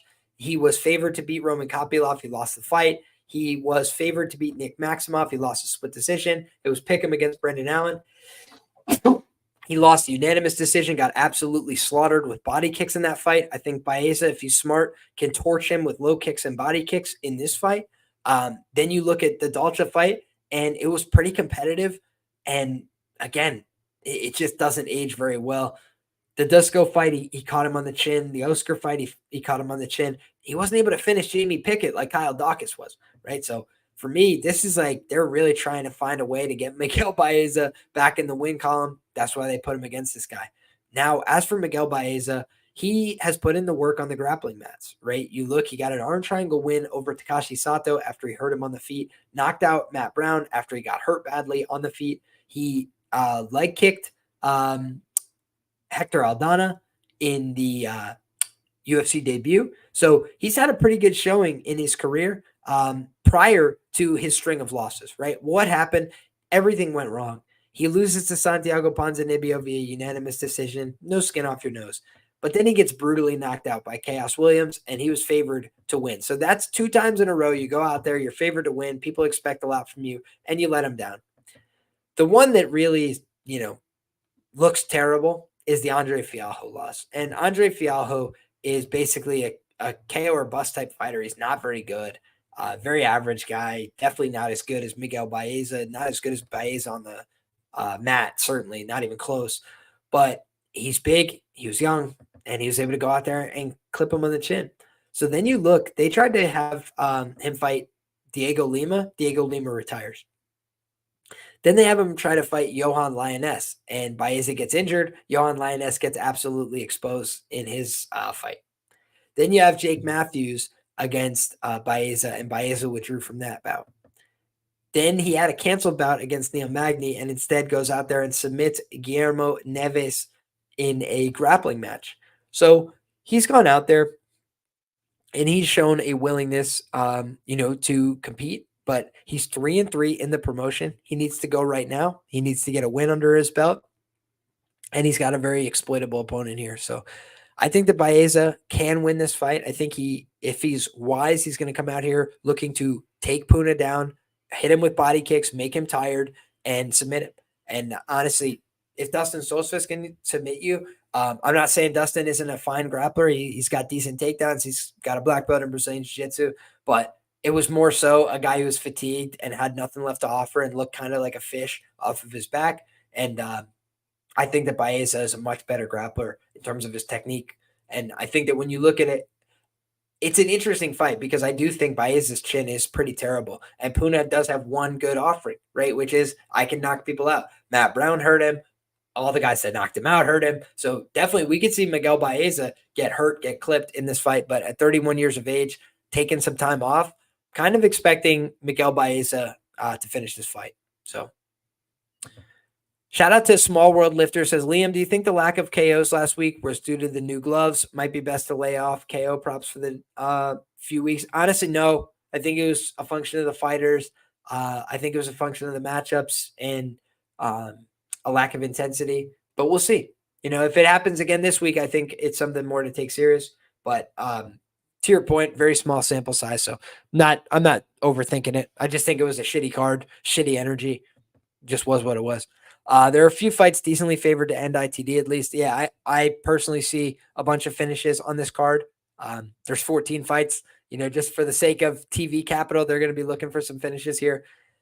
Shout out to Dixon says, I'm expecting a ton of decisions again. everyone is going to be saying the UFC is dead after this week. UFC is dead. I'm kidding, but just a terrible card over the weekend. Terrible, terrible, terrible fights. Dreadful fights. The UFC has been trying to soft match make Puna for years now. He keeps dropping the ball. Great first fight for him at 170. Man, wow. I think that's aggressive. Favorite bet on the card. Don't understand the line movement. Puna dropping in weight will be better shape. First straight left lands on Baeza's chin. He's going down. I mean, listen, I think that Baeza could get clipped and knocked out. Absolutely. But the truth is, like, skill for skill, Puna's not better than him at anything. So I also worry about Puna's cardio and his chin cutting down to 170. Almost want to see it to believe it. Puna doesn't seem like the most disciplined guy in the world, but I wish you the best of luck with your bet. I'll never talk anybody off a dog. I do think as a dog, he's live, right? Just from a money line standpoint, I think you could knock him out for sure. And so that's the way I would look to play it, is Puna by KO if I'm on that side, or Puna ITD, something like that. I do think that Puna, he could win a decision here, but I think that if this fight goes 15 minutes, that means something probably went wrong for Puna along the way. That's a gut feeling, though. So, interesting fight. I always liked Puna, but I haven't been seeing any kind of improvement from him. And for the Baeza side of things, like, I don't think he's looked terrible. He's just gotten clipped on the chin by a couple strikers in a row. So I think a third knockout, you start to really worry about Baeza. The chin doesn't look great in how he's gotten hurt before in the past, but 2 knockouts, as my guy Pepe Sylvia said, it's nothing crazy. I do tend to agree with that. Remember, the KFC Yum Center has a seating capacity of 20,000. Wow. The crowd is going to play a part in some of these matchups. Impressive. Plus 1,500 KO1, that has my attention. Yeah, I think that that's a great idea. Puna's win condition, I do think, is pretty front-loaded. So Puna early round props, round 1 and 2, unders, things like that. I think that's all correlated with the Puna win. But I think Baeza sub or Puna by knockout. That's the way I see it. Pretty straightforward for me. I am surprised to see Baeza KO is like a pretty short line. I don't see that happening at a very high clip, but I guess they're just basing that on Puna gassing out, so I can't rule that out either. All right, guys. Next, we move to the prelim headliner. This is a pretty decent fight card in terms of they've stacked up a number of interesting matchups here. Ludovit Klein taking on Thiago Moises in the lightweight division. Fascinating fight because Ludovit Klein, I thought he was pretty quality coming off of the regional scene, but I couldn't evaluate the level of competition he was facing. I just knew that he looked dangerous. He looked like he had some power. And so I bet him against Shane Young in his UFC debut, and he won that fight, knocked him out in the first round. Head kick, ground and pound, great showing there. Then against Mike Trizano, I think I bet Mike Trizano. I don't want to speak out of turn. So I'm going to pull up my previous bets on BetMMA.tips. I always like to keep myself accountable. So let's see here. Did I have any bets?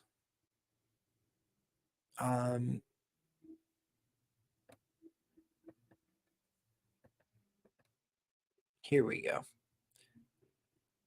No, I'm misremembering. I had Shane Young, for 1 unit at plus money, and he got killed.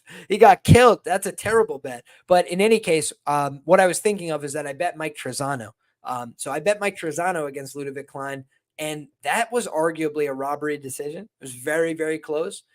Mike Trizano, obviously the line was off. He was plus 215. It was an extremely close fight, but that was a fight where, you saw Ludovit actually out-wrestled Mike, took him down a couple of times. The striking exchanges were close. I was a little bit surprised that they gave it to Trizano, even though I bet him in that fight. Then you look at the Devontae Smith fight, and Ludovit Klein, guys, was plus 172. I thought that was insane. I thought that Ludovit had better cardio.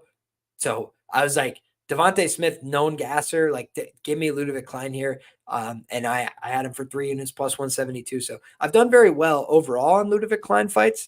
But I thought he was going to beat Nate Landwehr, and he ended up gassing out in that fight and losing the fight.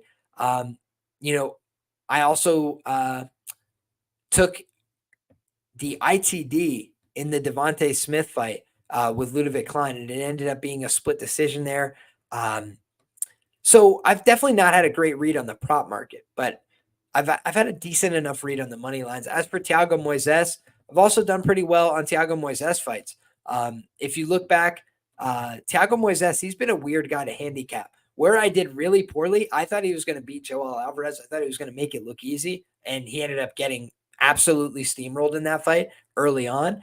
And when you look, you always want to learn the lessons of your bad bets, right? Why did I bet Shane Young? I'm guessing it was because it was a UFC debutant, a little bit unproven. Even in my mind, I had remembered betting on him.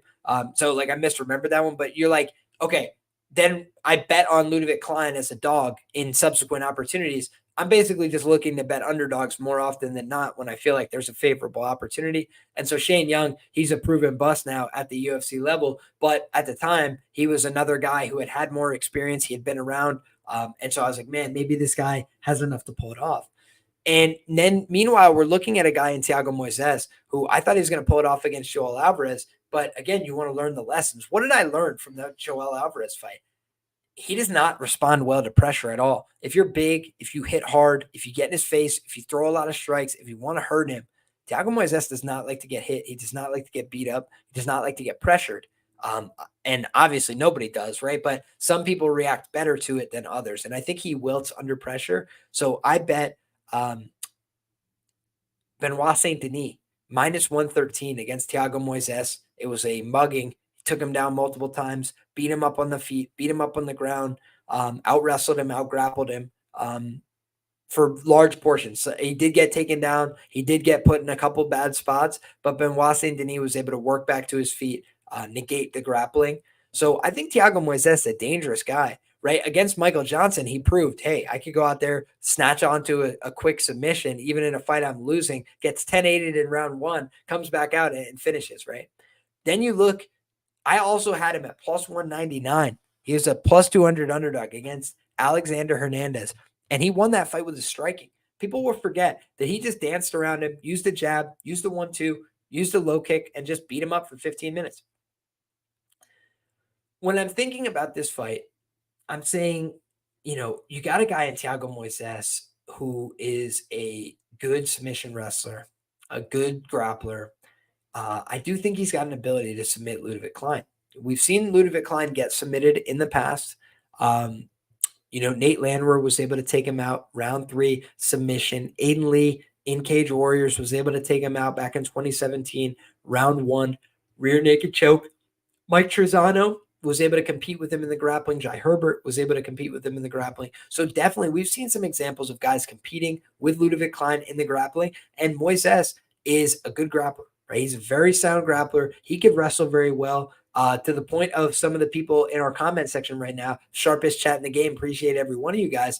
You look at this guy, Moises, and he is 8-1 career to the submission. He submitted Mel Costa, Christos Giagos, Michael Johnson, all in the UFC. Prior to that, he had submitted Jeff Peterson on the regional scene, Javon Wright, he knocked out Jamal Emmers in the 5th round of their fight as well. That's a pretty impressive win. So I think that you look through, and he's fought a lot of fighters. He's fought pretty quality guys, but lost by decision to Jason Knight, lost by decision to Robert Watley, lost by decision to Beneil Dariush, lost by decision to Demiris Magulov, got finished by Islam Makhachev, got TKO'd in the 1st round by Joel Alvarez, got TKO'd in the 2nd round by Thiago Moises.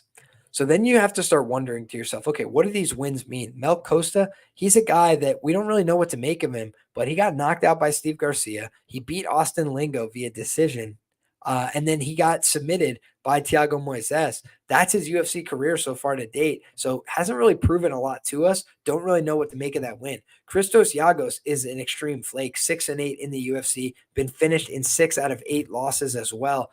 Very large percentage. So not a great look from Giagos. Then Mitch Ramirez, a guy that doesn't seem like he's UFC level. He struggled in his UFC level bouts, 8-2 as a professional, lost to Thiago Moises, lost to Carlos Prates on the Contender Series. So a guy who struggled. And then you look at Joel Alvarez. Joel Alvarez has been on, some harder times in the UFC, right? 5-2, obviously, but lost to Arman Sarukian via brutal finish his very next fight. So Arman's obviously a dangerous guy, but if you guys watch that one back, it was a complete bloodbath. It was a sickening, disgusting beatdown. The Islam Makhachev fight, You saw Thiago was able to compete a little bit in the wrestling at portions of that fight, but on the feet, he didn't have much for him. His cardio was not holding up over 5 rounds. He did not like to be pressured. Shout out to Pepe, says Trezano had Klein in a very deep submission as the clock expired in round 3 as well. Tough fight to get a read on. Shout out to a very short guy in Pepe. That's a great point. So for me, this fight is kind of like, some of the other fights we talked about where it's a clear dichotomy. I could see Baeza by sub. I could see Punahele Soriano by knockout. I could see Ludovit Klein by knockout. I could see Thiago Moises by sub. That's the way that I kind of see this fight going. I think that Moises does not like to be hit. He does not like to be hurt. He does not like to be backed up. He does not like to be pressured. I think Klein could do all those things in this fight if he chooses to. But I also think that Klein likes to be able to take people down. He likes to be able to get on top. He likes to be able to work in his own offensive wrestling and grappling. And I think against Thiago Moises, he's not going to be able to do that at a very high level. I think it would create some danger for him. I do think Moises can be taken down, but I also think he's dangerous. In any grounded position, he could create a quick scramble. So for me, it's an interesting fight. I certainly think there could be value on the Moises money line. I would not lay chalk with a guy like Ludovit Klein based on what we know. I want to pull up again our friends over at Fight Numbers, their odds board, pulling in the best available odds, and let's see what this fight has for us. So we've got Thiago Moises plus 110 over at BetMGM, taking on Ludovit Klein, who is minus 125 over at Bet365. So I think from a money line standpoint, I'd be more willing to take a guy like Moises, who's proven he can go out there, win UFC decisions against quality guys, and also go out there and finish, go out there and get submissions. But I think that if this fight is to end via knockout in round 1, I think it's going to be Ludovit Klein at a pretty decent clip. I think he's a scarier striker. I think he hits with more power. I think he's a little more confident and aggressive. That's the one thing that really holds me back with Thiago Moises. I think he can get down on himself. I think he can be a little bit lackluster at times. Maybe his move to the fighting nerds will make him a little more assertive. He seemed assertive against Mitch Rodriguez, but it was also with the low kicks. It was, take him apart over time. And I do think to myself, like, man, this guy, if he doesn't mix in the ground game here, and he just goes out there to try and low kick this guy, Ludovit Klein, I think he might get his head blasted off. So great fight. Kind of lean towards the fight not to go as well. Just from a gut feeling standpoint, I think Ludovit makes mistakes on the ground where he could give something up. And I also think he could just clip Thiago in the first round. So shout out to our guy, Ozuan. Give me violence. I am with you there, brother. All right, folks. Next up, we've got Charles Radtke, Chuck Buffalo, taking on Carlos the Nightmare Prates. And this is a fight to me where I've said it on a few of these fights. I said this on Patreon last night. So I'm not just patronizing you guys, right? I'm not just here, giving you guys hemming and hawing and whatever. I'm just trying to tell you guys the way I really see these fights. And this is another one I see the same way in terms of the dynamic, right? I think that if you were to make a decision-only market, I kind of lean towards Charles Radtke getting the job done here because I think he's more consistent with doing offense. He's going to come forward. He's going to try and press you into the fence. He's going to attempt takedowns. He's going to try and knock you out on the feet with his left hook, with his right hand. He's going to throw some low kicks. But I think who's the more dangerous guy, who's probably the more durable guy, I would put Prates in that category, right? You look at a guy like Prates, he is younger by 3 years. He's much larger, 6'1" compared to 5'9". He's got a 78-inch reach compared to a 72-inch reach. And for me, the things to not like about Prates is sometimes it takes him a while to get going. A lot of his finishes materialize in the second round. Likes to take a little bit of time. Then you're seeing instead, right, a guy in Carlos Prates, he's fought quality guys on the regional scene, right? Lost to Gaji Murad Abdullayev, who is an 8-0 professional MMA fighter, right? The guy's never lost. That was back in 2019. He lost to Michal Romanchuk, who is an 8-3 Russian fighter. Nothing that blows your hair back, but again, fighting in a tough regional scene. At the time, the guy was undefeated, and he clipped him in the first round via knockout. So we know that Chuck Buffalo's got power. Maybe he could replicate the same thing. He's got 9-3 record, right? He could go out there and find a knockout shot. He just did it against Gilbert Urbina.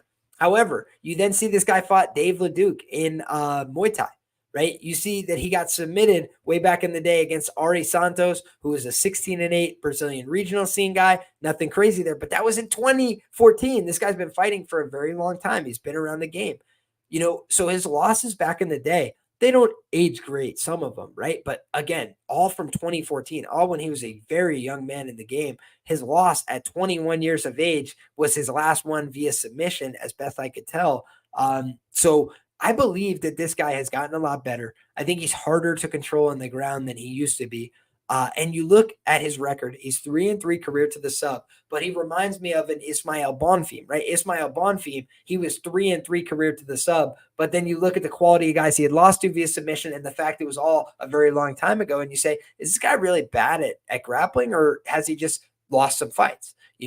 And so I think Carlos Prates is a guy that has knockout power, 13 wins by knockout, just 2 losses via knockout over the course of his career.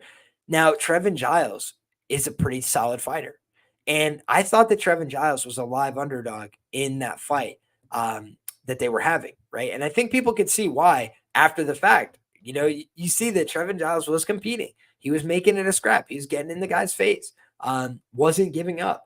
But you do see that eventually the power was able to manifest and come through. I had Carlos Prates tiny by submission against Mitch Ramirez, and he ended up knocking him out in that fight. That was at plus 1,200. I do think that this guy, Carlos Prates, is dangerous, and I think his ground game has improved. So I think one thing people should keep in mind is that Chuck Buffalo is a very good grappler, and I think he's the superior guy in terms of grappling when these guys are fresh. But his takedowns, I have some questions about. The way he gets hurt on the regional scene, I have some questions about. And I do think that the limb length of a guy like Prates will make him dangerous on the ground, even if he's not as good with the pure grappling fundamentals. The reason I say that is because when you are able to throw up kicks from your back, when you're able to be dangerous in all positions, hurt people, then attempt submissions, creates a lot more finishing equity. So I think Prates, if he's able to hurt him, can finish him with strikes or can finish him with a submission. I think on the Charles Radtke side, I like him in a decision-only market. I don't mind him by decision. I don't know that he could finish a guy like Prates, but I do think he could ground him. Shout out to Nate Brown. Says Mike Finch said he talked to Chuck and game plan is the sub. One thing I wanted to give Chuck Buffalo credit for is he went out there and had a grappling match against Eric Anders, and he was able to go out there and get some takedowns, make it a very competitive fight for portions of that contest. And Eric Anders is a big guy and a pretty talented grappler in his own right, been very infrequently submitted. So I think that this is a fight where, that yawn tells me I need to chug a little bit more coffee here, gentlemen. Ladies and gentlemen, shout out to you guys. But he's not subbing a fighting nerds guy, says Dixon. I think that when you're looking, anybody can get submitted. Anybody can get clipped on the chin. But I do think that Prates is a guy that's put together a more athletic, serious build. And I think Radtke has had a little bit of luck with his matchmaking. Blood Diamond is terrible and has no MMA experience. And Gilbert Urbina is kind of like a UFC fail son, with no disrespect. The family's really struggled at the UFC level. And Urbina, when you look at his losses, he had a competitive enough fight with Brian Battle. Hats off to him there. He beat Orion Kosi, who's a known gasser, got knocked out by Trayshawn Gore, got soundly beaten by Sean Brady via decision on the regional scene, and he got knocked out by Charles Radtke in the first round. So he's a guy that the jury's still out, but he doesn't look like a real prospect. The Montalvo fight back in the day is concerning. When you look at Radtke for this fight, he can't get blasted with body kicks. He can't get hurt. He can't get finished by lower level guys. That was a fight as well that was at 155 pounds. So you see a pretty big guy in Carlos Prates and a former lightweight in Charles Radtke.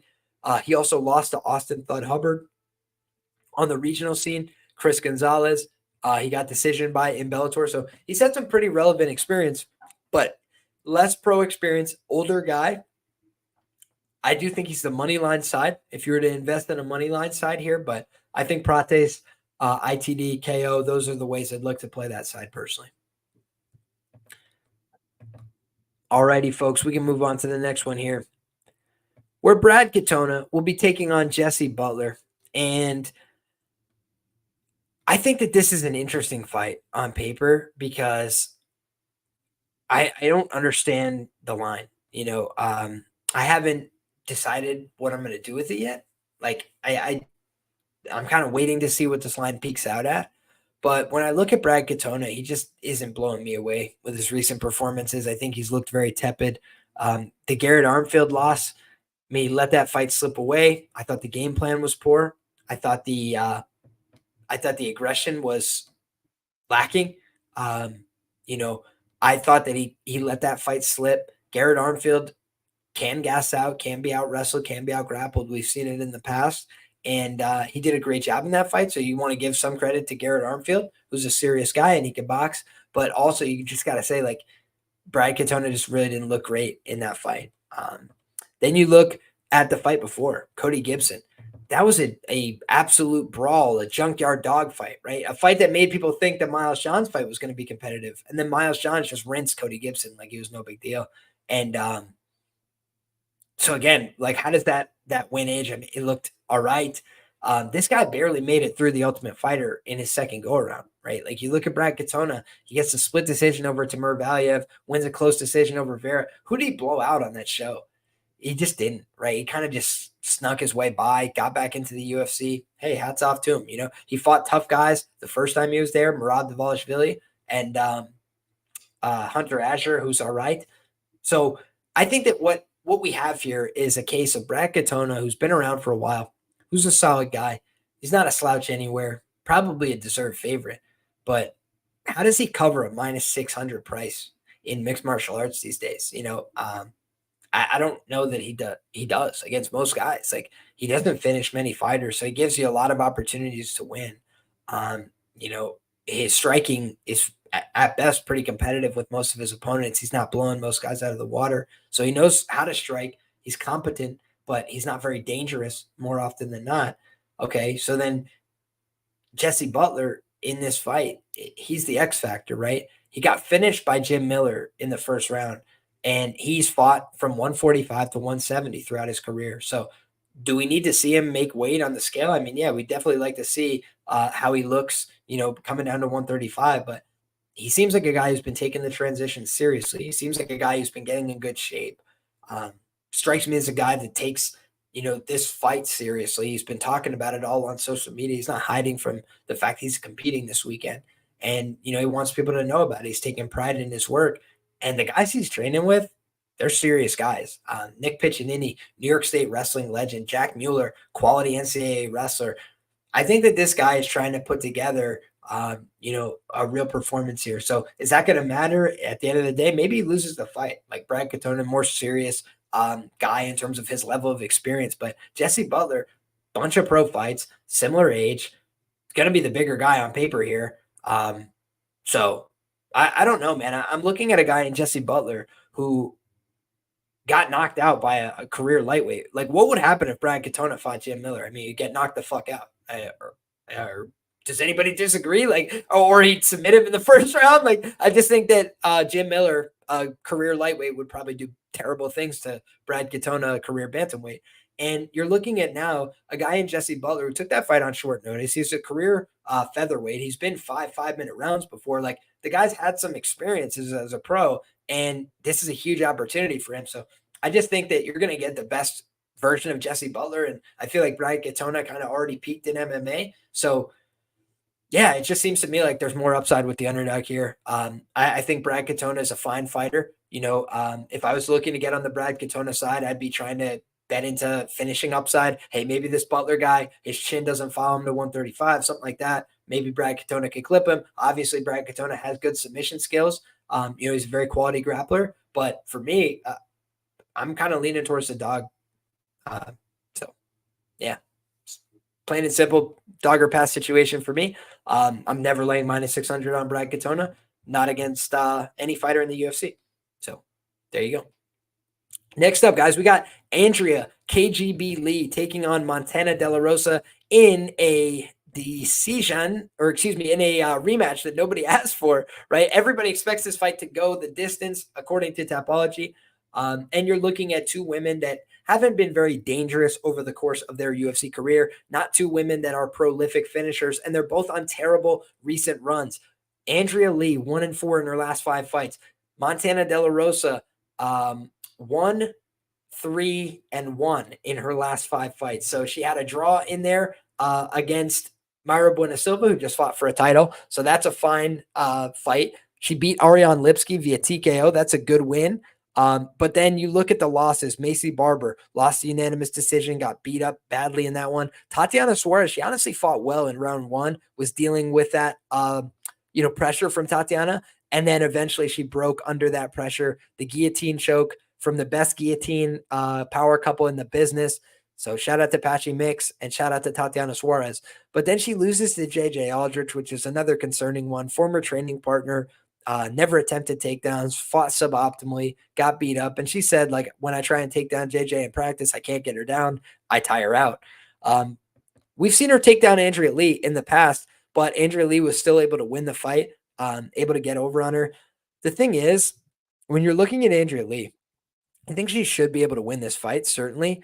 But I just think to myself, she beat her back in June of 2019. So they're running it back in June of 2024, right? 5 years later.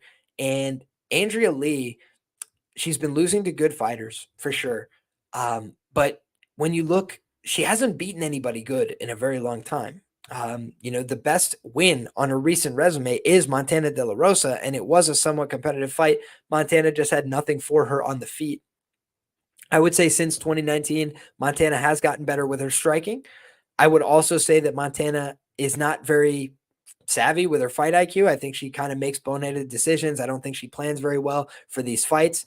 I think Andrea Lee can be accused of some of that, but the recent losses, Miranda Maverick, throw that one out. I mean, Miranda Maverick, good fighter.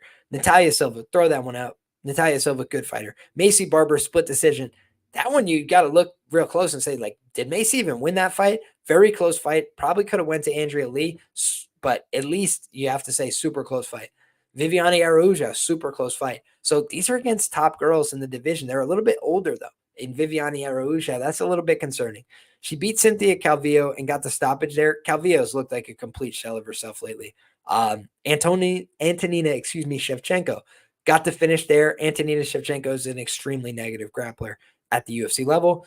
Lost to Roxanne Modafferi, not a great look. Lost to Lauren Murphy, not a great look, but it was split decision. Could have went to Andrea Lee for sure. Lost to Joanne Wood.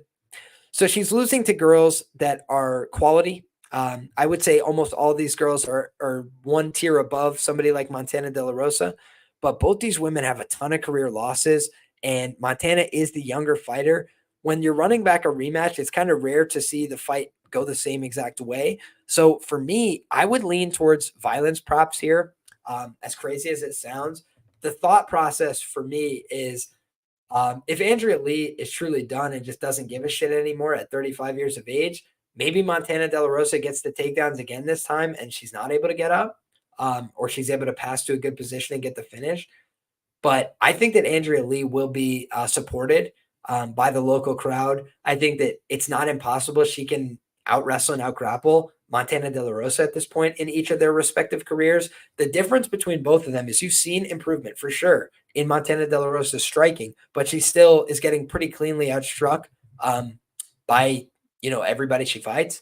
And then on the other side of things, you're looking at a Andrea Lee who's clearly gotten better in her wrestling and grappling. She's taking down Maycee Barber. She's going strength for physicality with a lot of these strong women, but you're ultimately just seeing her not have the transitions, the smoothness, the technique to beat all of them. This one seems to me like Andrea Lee could surprise Montana De La Rosa if she's able to get on top of her, put her in some bad positions, but it's just not a fight I feel very bullish on. All right, folks. Next time, weird matchmaking, but I guess I have to lean towards Andrea Lee. I think she's a better fighter, but situationally, I just don't think it's a great spot for her. Shout out to Dixon says, Liam, did you see that Montana is doing her camp by herself now, only with her husband at their own gym? Not good to advance your career skill-wise. I tend to agree, but also I think similar things are true with Andrea Lee. I believe she trains with Tony Kelly running her camp. So it's like two guys that have washed out of the UFC running the camps for these women. So take that for whatever it's worth. But Andrea Lee just seems to fit the Louisville aesthetic, right? I think they kind of like her there. And she does train with the likes of Tisha Torres and Raquel Pennington and these women. So yeah, if that's the case, I'm going to have to lean with Andrea Lee here. So if it's not going to go like the first one, maybe she gets the finish here. I think both these women are kind of on the back nine of their careers, but one of them's younger. So that goes to show she's just not really at the level.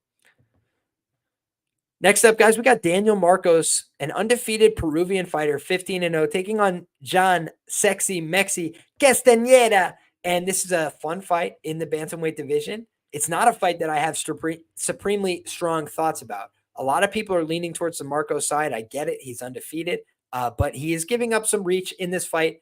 Similar ages for these two guys, both of them on the wrong side of 30, but the right side of 33, 32-year-old Casteneda, 31-year-old Daniel Marcos. I think of Casteneda as a guy who's a little bit more experienced and proven at this level. He's 4-2 in the UFC, wins over Kyung-Ho Kang, Muin Gafurov, Miles Johns, and Eddie Wineland, finishes in 2 of those fights. Lost to Nathaniel Wood. That's not a loss that I think ages great, but Nathaniel Wood is another guy who's stuck around the UFC level for a long time. And Daniel Willie Cat Santos was able to knock him out with a knee up the middle. Willie Cat Santos has won a couple of UFC fights now. Only lost to Julio Arce, who's a very good fighter. So yeah, I think that you got to say, this guy has quality losses, right? He could definitely be hurt. He can lose decisions, right? He lost to Jose Alde back in 2018 on the regional scene. He lost to Levi Sal Marroquin on the Combate scene back in 2017. But the recent win over Kyung-Ho Kang is probably a better win than Marcos has in his career. Marcos beat Davey Grant. It was a gross split decision. Orichi Lang kind of got bailed out by the unintentional groin strike there, but I thought Marcos was whooping his ass, just to make a long story short. Simon Oliveira, I believe, is fraudulent. He's 18-5 as a professional. He got finished by Daniel Marcos. He has not fought since that fight in 2023 in January. He also lost to Tony Gravely via unanimous decision. He's just not a guy that I truly believed in at the UFC level. Then you look at Brandon Lewis. And Brandon Lewis is a guy that's 7-3 as a professional. He's had a brutal run since he was on Contender Series, lost to Mo Miller. And I just think that now I'm looking at a guy in Daniel Marcos. I think he's a fine fighter. He's got decent skills from the outside. He's Peruvian. They got the heart, the hustle, the attitude. He's got some knockout ability. I do think he could knock out Casteneda. I do think Casteneda is a little bit more susceptible in the striking realm. I think Marcos is very tough and durable. I think it's going to be hard for him to get, I think it's going to be hard for him to hurt Marcos. But I think that in a decision-only market, I would probably favor Casteneda to be a little bit more effective, mixing in his grappling, mixing in his wrestling, going for takedowns.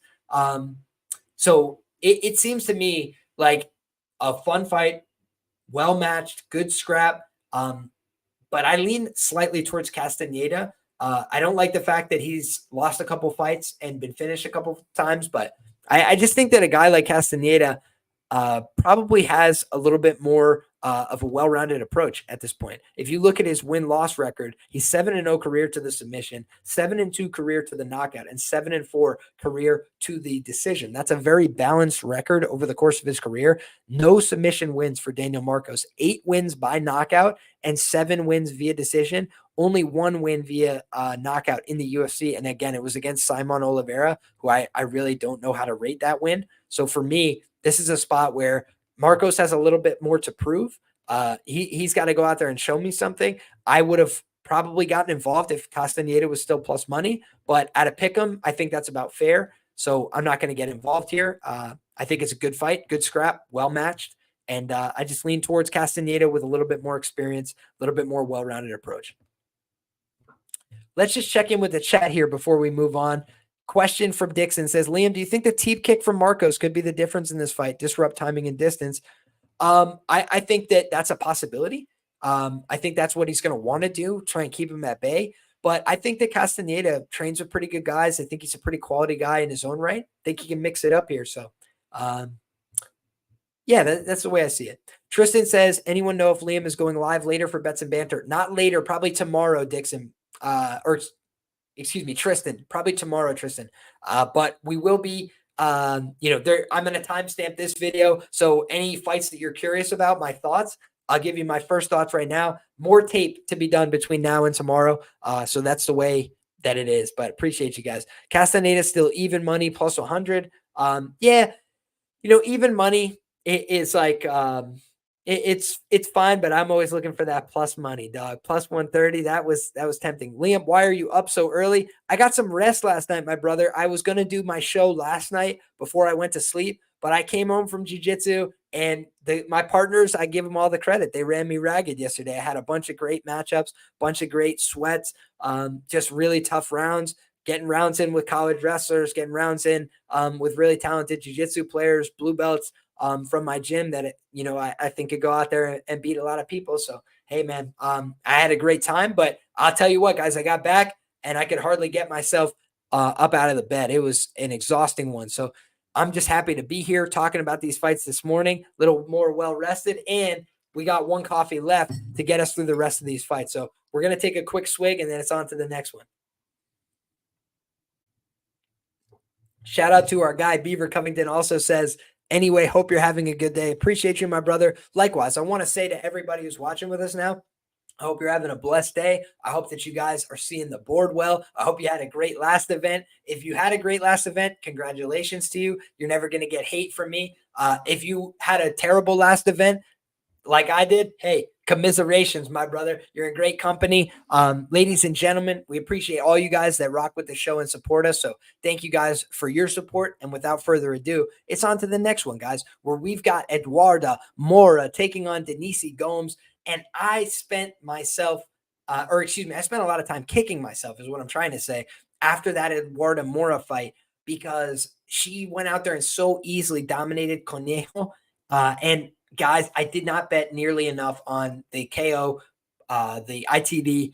I was sure that Mora was a deserved favorite in that spot because Conejo is such a negative wrestler and grappler. She basically has a very limited ability to fight, right? And the one girl that she was able to compete with at the UFC level was Cheyenne Baeza. And the reason being, guys, is that she kept getting head and arm thrown, and her jiu-jitsu was so bad that despite getting head and arm thrown on a number of occasions, she was unable to hook the leg to get herself out. And for me, this is a fight where my guy Moises actually hit the nail on the head for how I'm seeing this one. Fight ends in KO. That is my lean as well. Why? Let's talk about it, right? Why do I think this fight ends inside the distance more often than not? Why do I lean towards the KO? Two reasons. Number one, Denise Gomes is not a bad grappler. She's not a great grappler, but she can be taken down. She can be dominated on the mat at times by physically strong people that know what they're doing, that know how to hold people down, that know how to pass positions. She could be put in bad spots, no doubt about it. On the other side of things, if Eduarda Mora is not getting takedowns in this fight, she is likely to be outgunned badly on the feet. Why do I say that? Denise Gomes hits hard. She's knocked out Yasmin Waragi, who's a striking prospect in this division. Bruna Brazil, striking prospect in the division. She pressures. She can throw big shots. She's got power that is rare for the women's strawweight division, and she's way more experienced. She trains, fights with, a lot of quality women. Been around for a long time in this game, working her way up, still very young in the game, still going out there getting grappling matches against, high-level professional grapplers to get more experience, to get her game up. And I think that this is a spot where Eduarda Mora either needs to get on top and land a bunch of serious shots and beat the will to compete out of this woman, or, Denise Gomes is going to be a live underdog here. So I think that Mora is live to win by sub, but it's not, priced appropriately. I think it's being, undercut a little bit for what it should be. But meanwhile, I think both these women are live to win the fight by knockout, TKO. Like I could see that happening. Two tough Brazilian girls fighting in front of a crowd that both have, some vulnerabilities in their game, let's say. We don't know that this girl can push for a 15-minute pace. Mora's been getting in and getting out in most of her fights. And then you're looking at, a spot where you're seeing Denise Gomes. She has 2 wins in the UFC. They're both by knockout. She has 2 losses in the UFC. They're both by decision to quality girls that are proven long-term commodities. You can say anything you want about Loma Lookboonmee, but her wrestling and her grappling has come a long way from when she got to the UFC. She's been training with the Hickman brothers. She's been training with quality people, and she's put together a pretty decent resume for herself, despite the fact that she's undersized and quite small. She's not physically weak. She can go out there and have some, competitive exchanges, and she's good in the clinch. Meanwhile, Angela Hill just got her first career submission, showing an improving grappling game each and every time she steps inside the octagon with her takedown defense. And that was a somewhat competitive fight with Gomes, but Gomes was unable to hang with her down the stretch. So for me, this is an interesting fight. It's a fight where I lean towards violence. I lean towards not laying the chalk with Mora here, but if Mora goes out there and dominates her on the ground, and she really is this kind of high-level jiu-jitsu prospect that can go for 15 minutes, that's going to tell us a lot as well moving forward. Maybe these prices don't exist on her anymore, but I'd almost rather know, because she's only been fighting professionally for a short time. I think Mora's good. I think she's got upside, but I also think if she's not getting takedowns, she could look like a plus 500 underdog, right? She could just look like she's hopeless and has no idea what she's doing. So I think there's a lot to consider here. And the last thing I'll mention, she cuts a lot of weight. So when you see a girl who cuts a lot of weight to make 115, she likes to be a physical bully. She likes to use her size and her strength and her physicality. And so I do think you could see Gomes potentially, have that ability to rally, later on in the fight from her experience, from her going deeper in these fights in losses. So great fight. Great matchmaking, and we're going to find out who the real prospect is right now, because Eduarda Mora is 30 years of age. She kind of needs to keep it pushing if she wants to get to the top of the division, and she's fast-tracked her career. She's been extremely active since she became a professional in 2021. So she has just done nothing but fight, basically. And meanwhile, Denise Gomes, she picks her spots a little bit more, picks her competitions a little bit closer, but she does have more fights at 24 years of age than Eduarda Mora does at 30 years of age. So that's what we got to keep in the back of our mind here. She's given up some size, she's given up some length and the frame, but that's the way I'm seeing it. Dixon says, Liam, don't miss out on the most profitable angle in WMMA. It's tried and true. Betting Brazilian lesbians in the UFC. Even when they lose, they still win. Shout out Ariane Carnelosi. Denise Gomes for me. Yeah, man, I think that is a valid point, right? I always say stop Brazilian hate. Great way to make coins in this game. I've bet on Ketlin Vieira and the like many times, but I think that this is a interesting spot from Beaver. Eduarda will win minutes. I do think so, only if she's getting takedowns, though, brother. I do think on the feet, there's no reason to believe she would win minutes here, personally. Eduarda gasses like crazy. Gomes could KO at any time. I also don't know that to be true, but I do think that's very possible. Beaver says, I just realized I wasn't subscribed. Make sure to sub. If y'all are watching on YouTube right now, do me a quick favor. Drop a like on this video. Helps out the channel. I really appreciate the support. And make sure you get subscribed, because we're talking about these fights each and every week. The goal right now, 3,600 subscribers. We've been hovering around there, guys. I need your help to make that final push to get to 3,600. So from there, it's only upwards and onwards. More content. Trying to get here as often as possible, going live, doing these discussions, and also breaking down these fight breakdowns into clips that are a little more digestible for people. So if y'all appreciate the effort, drop a like on the video, subscribe to the channel. Small things that make a big difference, and I really appreciate it. Next up, guys, we got Cody, the Spartan Stamen, taking on Taylor Lapalus, and I think there's 2 ways that you could try and get value on this kind of fight. Everybody expects this fight to go the distance. Everybody expects, based on the odds, Taylor Lapalus to win the fight. So for me, there's 2 contrarian ways to play this fight. Number 1 is betting on violence, right? Hoping somebody gets finished. Taylor Lapalus does have a couple of wins via knockout on his resume. He even finished the very durable and Kentucky tough Nate Maness with a sidekick in the 3rd round of a title fight. Finished the guy in Aries FC via elbows and punches in round 1. Calvin Loughran, extremely tough guy. Farid Basharat, brutal bottom of the barrel matchmaking for him. Farid Basharat is a problem for anybody. And So they did him no favors there. Prior to that, they tried to get him Muin Gafurov. I think he would have beat Muin. And Khalid Taha, I think he would have finished Khalid. Then you look, he had finished a few guys in Aries. He fought Wilson Hayes, wasn't able to finish. But his losses are to pretty quality fighters over the course of his career. I don't think he's a bad fighter. And his losses in the UFC, he lost to Eric Perez in his third UFC fight. And then he won against Leandro Issa and was fired, right? Was cut off of a win. He just had a boring style. It wasn't like he couldn't win fights. People just weren't really on board with how he was fighting. And then you look and you see this matchmaking, right? And I think that Cody Stamann in his recent fights has been showing a little bit more susceptibility. He got hurt a little bit by Douglas, close enough fight, competitive enough fight. Luan Lacerda, he was able to go out there and unanimous decision, but again, a little bit close, a little bit competitive at times. Luan Lacerda, not very good, got exposed his next fight. And he had way more professional experience than Luan. So I kind of thought that should have been a layup for him. Eddie Wineland goes out there and clips him in the early going. But Eddie is certainly past his sell-by date. Said Nurmagomedov, dangerous grappler, but guillotined him in the first round, was able to put him away.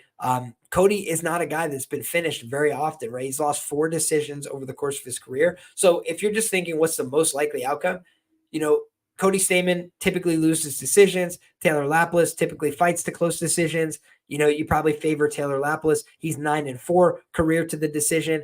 Cody Stamann is 12-4 career to the decision. Cody actually is 7-0 career to the knockout. His losses have been by submission. And Lapilus, it hasn't been recent, but he does have submission wins on his resume as well. So he's a guy that is 6-0 career to the sub. Despite a grappling deficiency, he's never been submitted. He's been taken down. Guys try and hold him down from time to time. Guys try and push him against the fence. But Lapilus is a guy that, can be a little bit tricky at times because when he's at space, he's not the most powerful guy with his strikes, but he's landing side kicks. He's landing shots to your head and body. And any shot can, clip you, land the right way, and put you down. I don't think Cody Stamann is the most durable guy I've ever seen. He's a tough guy. More often than not, he grinds it out. But he could definitely be hit, clipped, worn down a little bit. I honestly thought he was getting hurt against Said Nurmagomedov on the feet. I think that's what prompted him to shoot a takedown. Shout out to Dixon, another way to get value and split.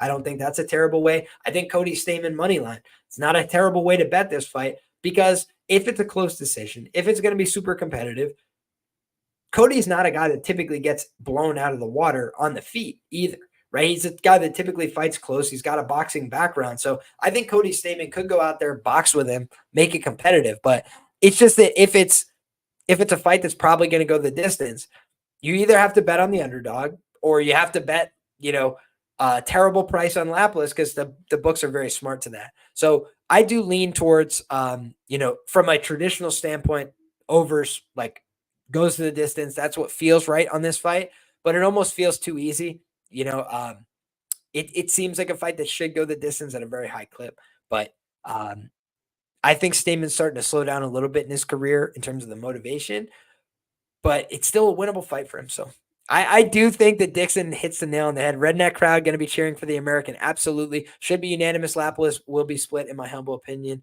Very possible. So gut level feel is like Lapilus decision or, finds a way to get the finish.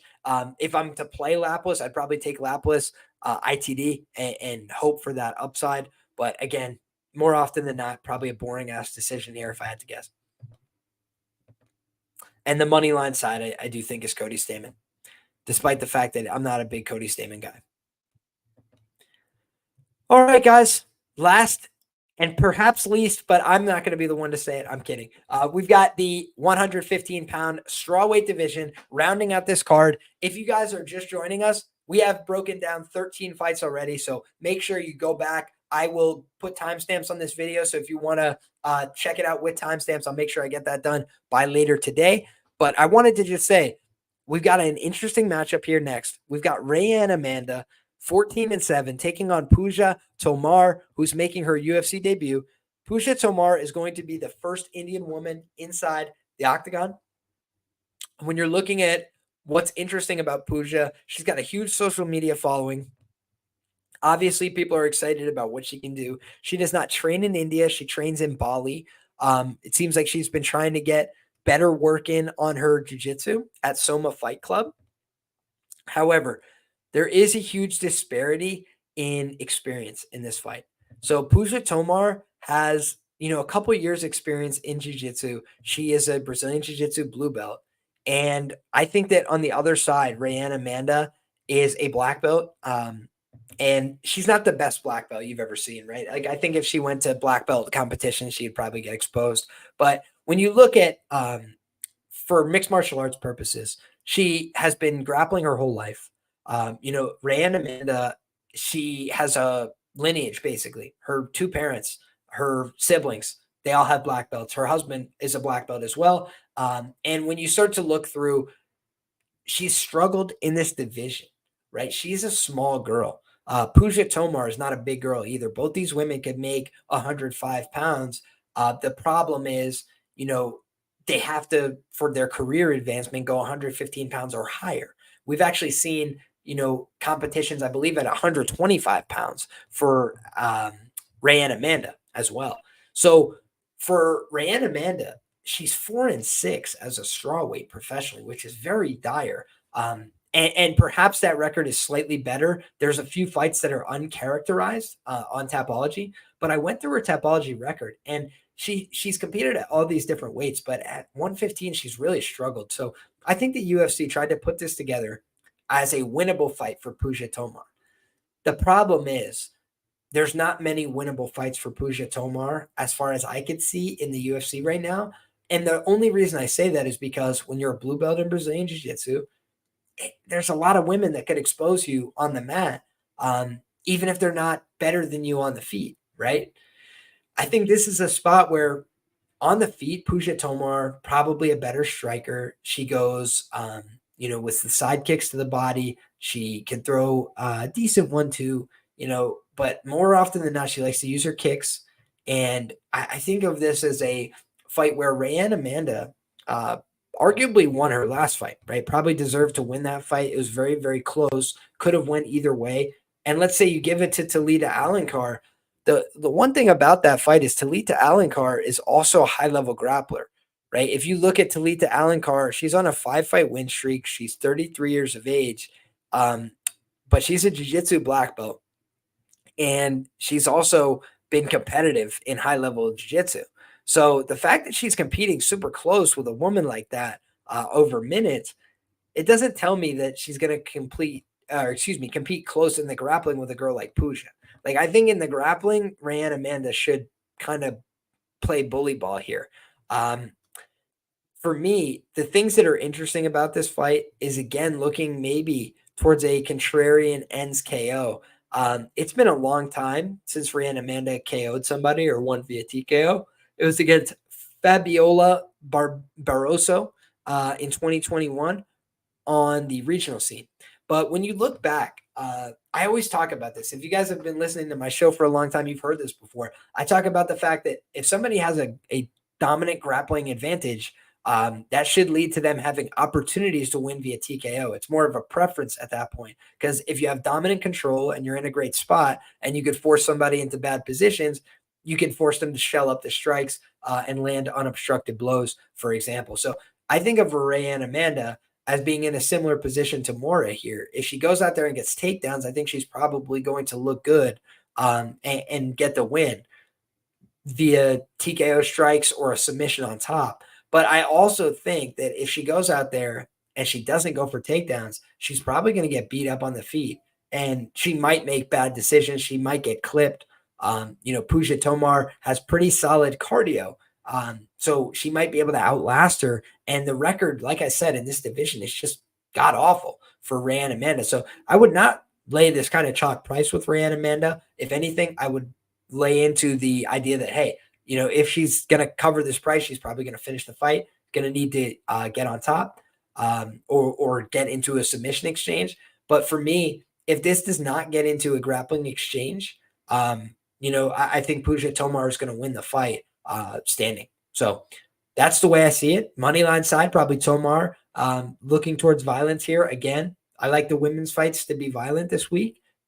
Could go either way in terms of how that pays off from a strategy, but that's just the way I see it. I see both these women as having flaws that can be exploited by the other. And I just don't like Amanda's reaction to getting hit. I don't think she deals with adversity very well as a general rule. So there you have it, guys. 2 hours and 23 minutes in the can. We will get timestamps on this show. We will have more information for you guys later this week. I'm thinking Friday, whether it's post weigh-in, pre-weigh-in. Stay tuned for an announcement. I'll drop a link for you guys. I'm always active on social media at Liam Picks Fights. If you're looking for more information from me, try and put stuff out there. If you're looking for the most up-to-date information that I have, fighter profiles, all that kind of stuff, fight documents I make on a week-to-week basis, that's all available on Patreon. Also, we're in there talking all the time. People ask questions. Hey, what do you think about this? I'm happy to answer every question. So I'm always, fielding whatever people want to talk about, whether it's a fight that's coming up this week, next week, whatever. I won't always have the research done, but I'm always a resource. So if you guys have questions, comments, concerns, make sure you go ahead and drop those down below. I appreciate all the support. We'll be back for more content very soon. Want to just say, sharpest chat in the game. You know that, Dixon. Thank you for being a part of it. Drop that diamond for y'all. Keep dropping diamonds. Appreciate it. Everybody that has something positive to say. Oh, my guy Dixon said, Liam, hear me out. This is the angle. UFC wants to show their dominance over one where Punahele came from. They're bringing her in to look awful, so UFC fighters look like they're better. I mean, she was terrible in one, though. So I don't know that really carries, my brother. I do appreciate what you're saying. I get what you mean, but Punahele was not like a star in ONE FC. She was dominated by their fighters as well. So I guess to that extent, maybe they want to show like, yeah, she would get dominated in UFC as well. But I also think we've seen examples and evidence of the UFC trying to build up a Indian MMA market. The problem is the market hasn't matched yet, right? Just like Chinese MMA, they're trying to bring along Chinese MMA fighters, bring them up slow one by one, but it doesn't always work out. I think the perfect example of this is you go back and look at Mike Breeden. I told people before the fight they want Anshul Jubilee to win this fight. And Jubilee was so bad, it just didn't matter, right? Like he got beat, right? Mike Breeden beat him. But the UFC showed their hand because Mike Breeden wins the fight, has a funny moment, right? He's like walking him down, barking, and then they cut him right away. They literally just didn't even keep him around. They were like, Jubilee, here's your chance. Oh, it didn't work? All right, bye, Breeden. Thanks anyways, nerd. Like they didn't even pretend that they cared who won the fight. And so for me, this is a spot where they're looking at Ray and Amanda going a split decision with Alan Carr in a dreadful fight. And they're like, let's put her in there with somebody that the rubber is going to meet the road one way or the other. Alan Carr had no ability to punish her, right? And Alan Carr gassed out horribly. So now I'm just thinking to myself, like, they want somebody to do something impressive here. And I think that for Punahele Tomar, the only way she could win a fight in the UFC is if she's stuffing takedowns, keeping it upright, landing big shots on the feet. And she could probably gas this girl out a little bit. And the girl's got a terrible record in the division. But when you look at the other side, like any black belt against this girl, Punahele, based on what we've seen so far, should be heavily favored. You have to factor that in. So if I was making a line right now myself and I'm a bookmaker, I'd probably make it minus 230, Ray and Amanda. So I don't know that you're getting good value on either fighter at this point, right? Ray and Amanda's typically run out a little bit higher than that on the chalk price. And then you're looking at a plus 230, plus 240 on Punahele. I don't think you're getting tremendous value in either direction at the current odds. But if this goes 3-1, 4-1 on Punahele, something like that, that would be the only thing that could compel me to get involved on her side. Otherwise, it's Punahele KO, it's ends KO, it's fight not to go the distance, different ways to get to the action. So appreciate everybody for the comments. And my guy Dixon always dropping knowledge bombs in the chat. So really appreciate that. My guy Joseph says, how far are you from that black belt, Liam? I am but a lowly blue belt, my brother.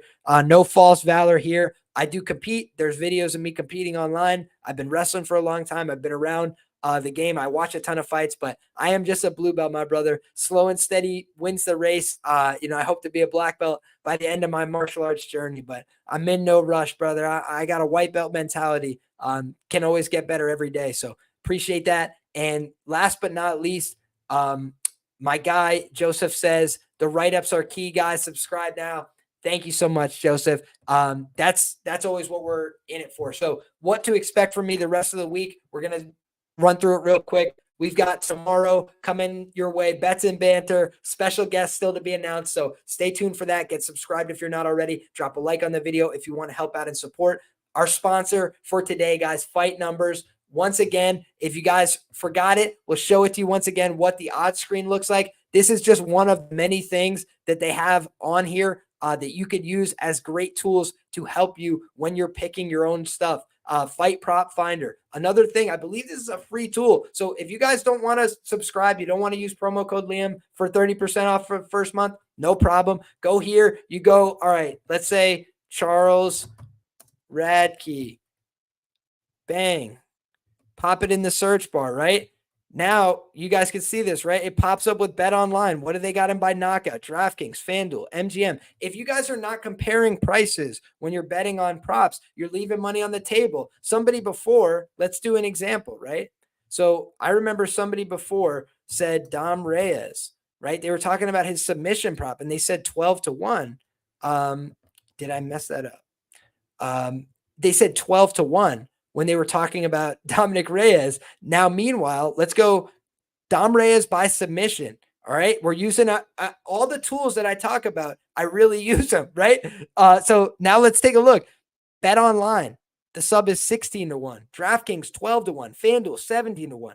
MGM 12-1. Unibet 22-1. Superbook 20-1. Bet365 18-1. So if you just line shop it a little bit, we're talking about massive differences in price. 12-1 on DraftKings, 22-1 on Unibet.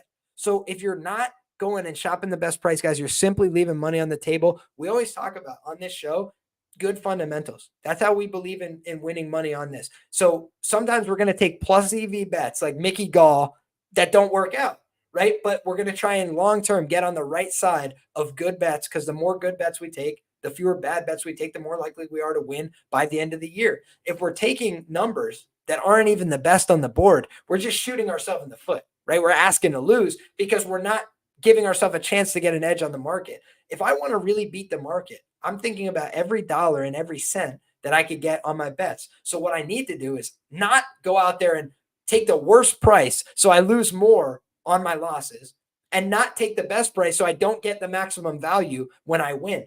If I'm trying to make money in this game by the end of the year, I'm taking every dollar and every cent that I possibly can get. So to answer my guy Dixon, he brought up two great things. So line shopping is critical. It's key. It's super important. But here's the other thing. What books do you consider sharp and which do I consider square? That's a great question. First and foremost, Bet Online is one of the sharpest sports books in the world, period. Why do I say that? They accept action from people that win money.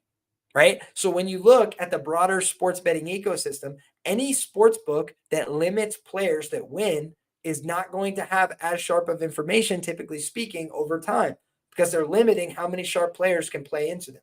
So I think Bet Online is important to keep a hold on, because they're a market maker and they take action broadly. Okay, where else do I value? A lot of this, by the way, guys, I do talk about on Patreon week to week specifically, but so I'm not going to give away all my sauce, every book that I consider sharp and whatever. But another important book to consider, as far as I'm concerned, Circa in Las Vegas. Not everybody does pay attention to Circa, but Circa is one of the best sports books in the world. They take huge risks and huge limits, right? Another example, Pinnacle Sportsbook. So places that take real bets, large bets from sharp customers, typically those have the best odds in terms of they are the sharpest odds. I don't mean best as in best available. You go take their easy money. I mean, they typically have the sharpest odds. But you also have to think about this. There are some books that will take big volume on props, right? Some of the bigger volume books in America. FanDuel is a huge volume book in America just as a book. They do a lot of business. DraftKings does a fraction of the amount of business, but they're a UFC sponsor. They're on all the broadcasts. So DraftKings has some pull. There's some books that are extremely square. What do I mean by that?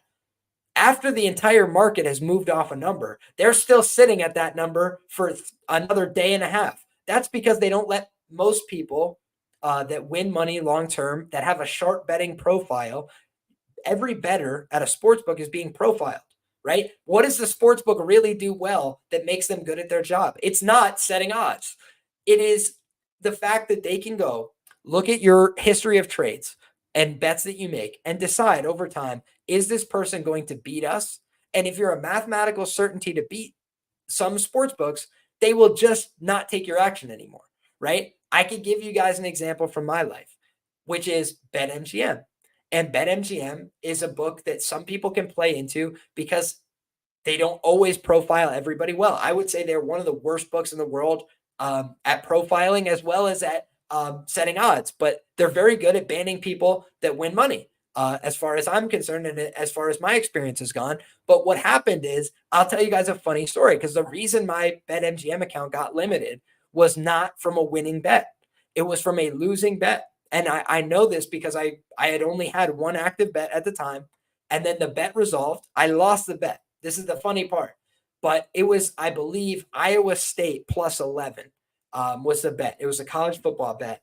And they closed like +9 in that game. I think +8.5, something like that. I basically got a very good number.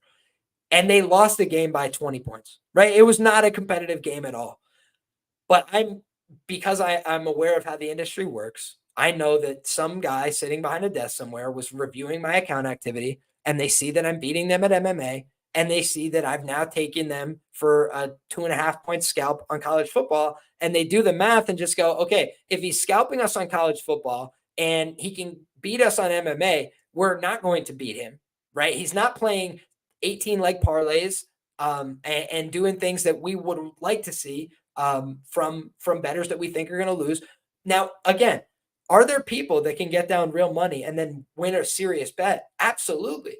But they're looking at long-term mathematical strategies. And if you're a guy that is coming in with long-term mathematical strategies to win, to take the best of their numbers, to scalp them across the board, they are not going to take your action most of the time if they're a domestic book. So what I would say is, based on all the information I've given you right now, go look through books that either don't take a lot of action, right? They're smaller books, they're niche books, things like that. Those are books that tend to be a little bit more square. My guy Tristan asked about Bet365. That's a great question, Tristan. And I might not have brought this one up except that you asked. And so I'll bring it up and say Bet365 is a sharp book. Now, what do I mean by that? They are typically sharp by close. They open some crazy numbers at times. They're not always the best, originator or something, right? They don't put the best number out to market. But Bet365 does huge volume. They are a globally massive sports book.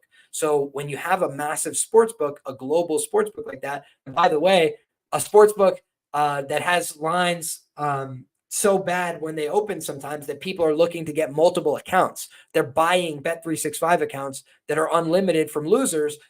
And I don't say that losers as a pejorative. I say that just as losing accounts, right? If you have a losing account, an account that is not flagged as a winning account, an account that's not flagged for sharp activity, what happens is you can get down bigger bets, right? If you want to, I find it funny, like even Dustin Poirier by sub was a losing bet, right? But I tried to bet it at 25-1 on one sports book that I have that is quite square. And the thing that happened was they let me get $10 on it, right? Like these guys are not going to let you get anything that's going to hurt them if they look at your trading activity and they don't like what they see. So that's something you always have to keep in the back of your mind. Unless you're playing into something that's kind of blind, like a kiosk at a casino or something like that, they are going to profile you always. What do you guys have to do when you walk into a casino more often than not? I'm sure the regulations are different in some states than others, but when you take the ID, you got to scan yourself in. You got to show them who you are at the casino. What do you think they're doing that for? For their health? No, they're looking you up. They want to know who you are. They want to know what you're doing there. And the casino's friend is somebody that is drinking a lot of alcohol and there to have a good time and there to lose all their millions of dollars hand over fist and not care about it. That's their ideal customer. The guy that walks in with a backpack at 2:30 in the morning and a notepad and is trying to, come up with strategies and beat the numbers, they hate those guys. They don't want your business. They don't care about you. And they're going to try and screw you at every turn. That is the long and short of the business, especially from a domestic standpoint. That is why offshores will always exist. That's why these books will take you. And shout out to my guy Nate, hits the nail on the head as well. 365 will ban you if they think you're getting one over on them. Almost all of them will, brother. It is what's called the European model, where if you're a winning sports bettor with a pulse, they just would prefer to ban you and not do business with you because they know there's plenty of people that will lose, that will not care, that will not strategize. They will literally just play the game for fun. And again, if you're here for recreation, there's nothing wrong with that, right? But if you want to win, that half the battle is winning, and then the next part is getting down. It's a skill. It requires craft. So managing accounts, not getting limited on sports books that you want to bet into, all these different things, they're components of being a serious sports bettor that extend beyond handicapping the sport. Handicapping the sport is a great start. Handicapping the sport is very fun, and I love doing it. I love talking about fights. But then when you want to talk about making money in the business of betting on fights, it does go layers deeper. And I used to pick fights at over a 60% clip when I first started this, guys. My first year on Bet MMA, I was not a profitable handicapper. And that should tell you guys, being right isn't everything. It's about picking good wagers, bet sizing correctly, and making sure that you're betting into an edge. Those are the things that can guarantee that you'll win over time, not being right. Because again, I was picking over 60% winners on terms of who's going to win. But again, if you're saying the minus 600 is going to win and then betting into the minus 600 that loses or the minus 250 that loses, you're going to lose money hand over fist, even if you're a good bettor, even if you're picking right on some of the other shots. So bet sizing is critical. Getting the best of the number is critical. Line shopping is critical. And I think that, there's a lot more that goes into it, but we're going to stop it there because we're already at 2 hours and 40 minutes. I appreciate everybody that's been a part of the conversation.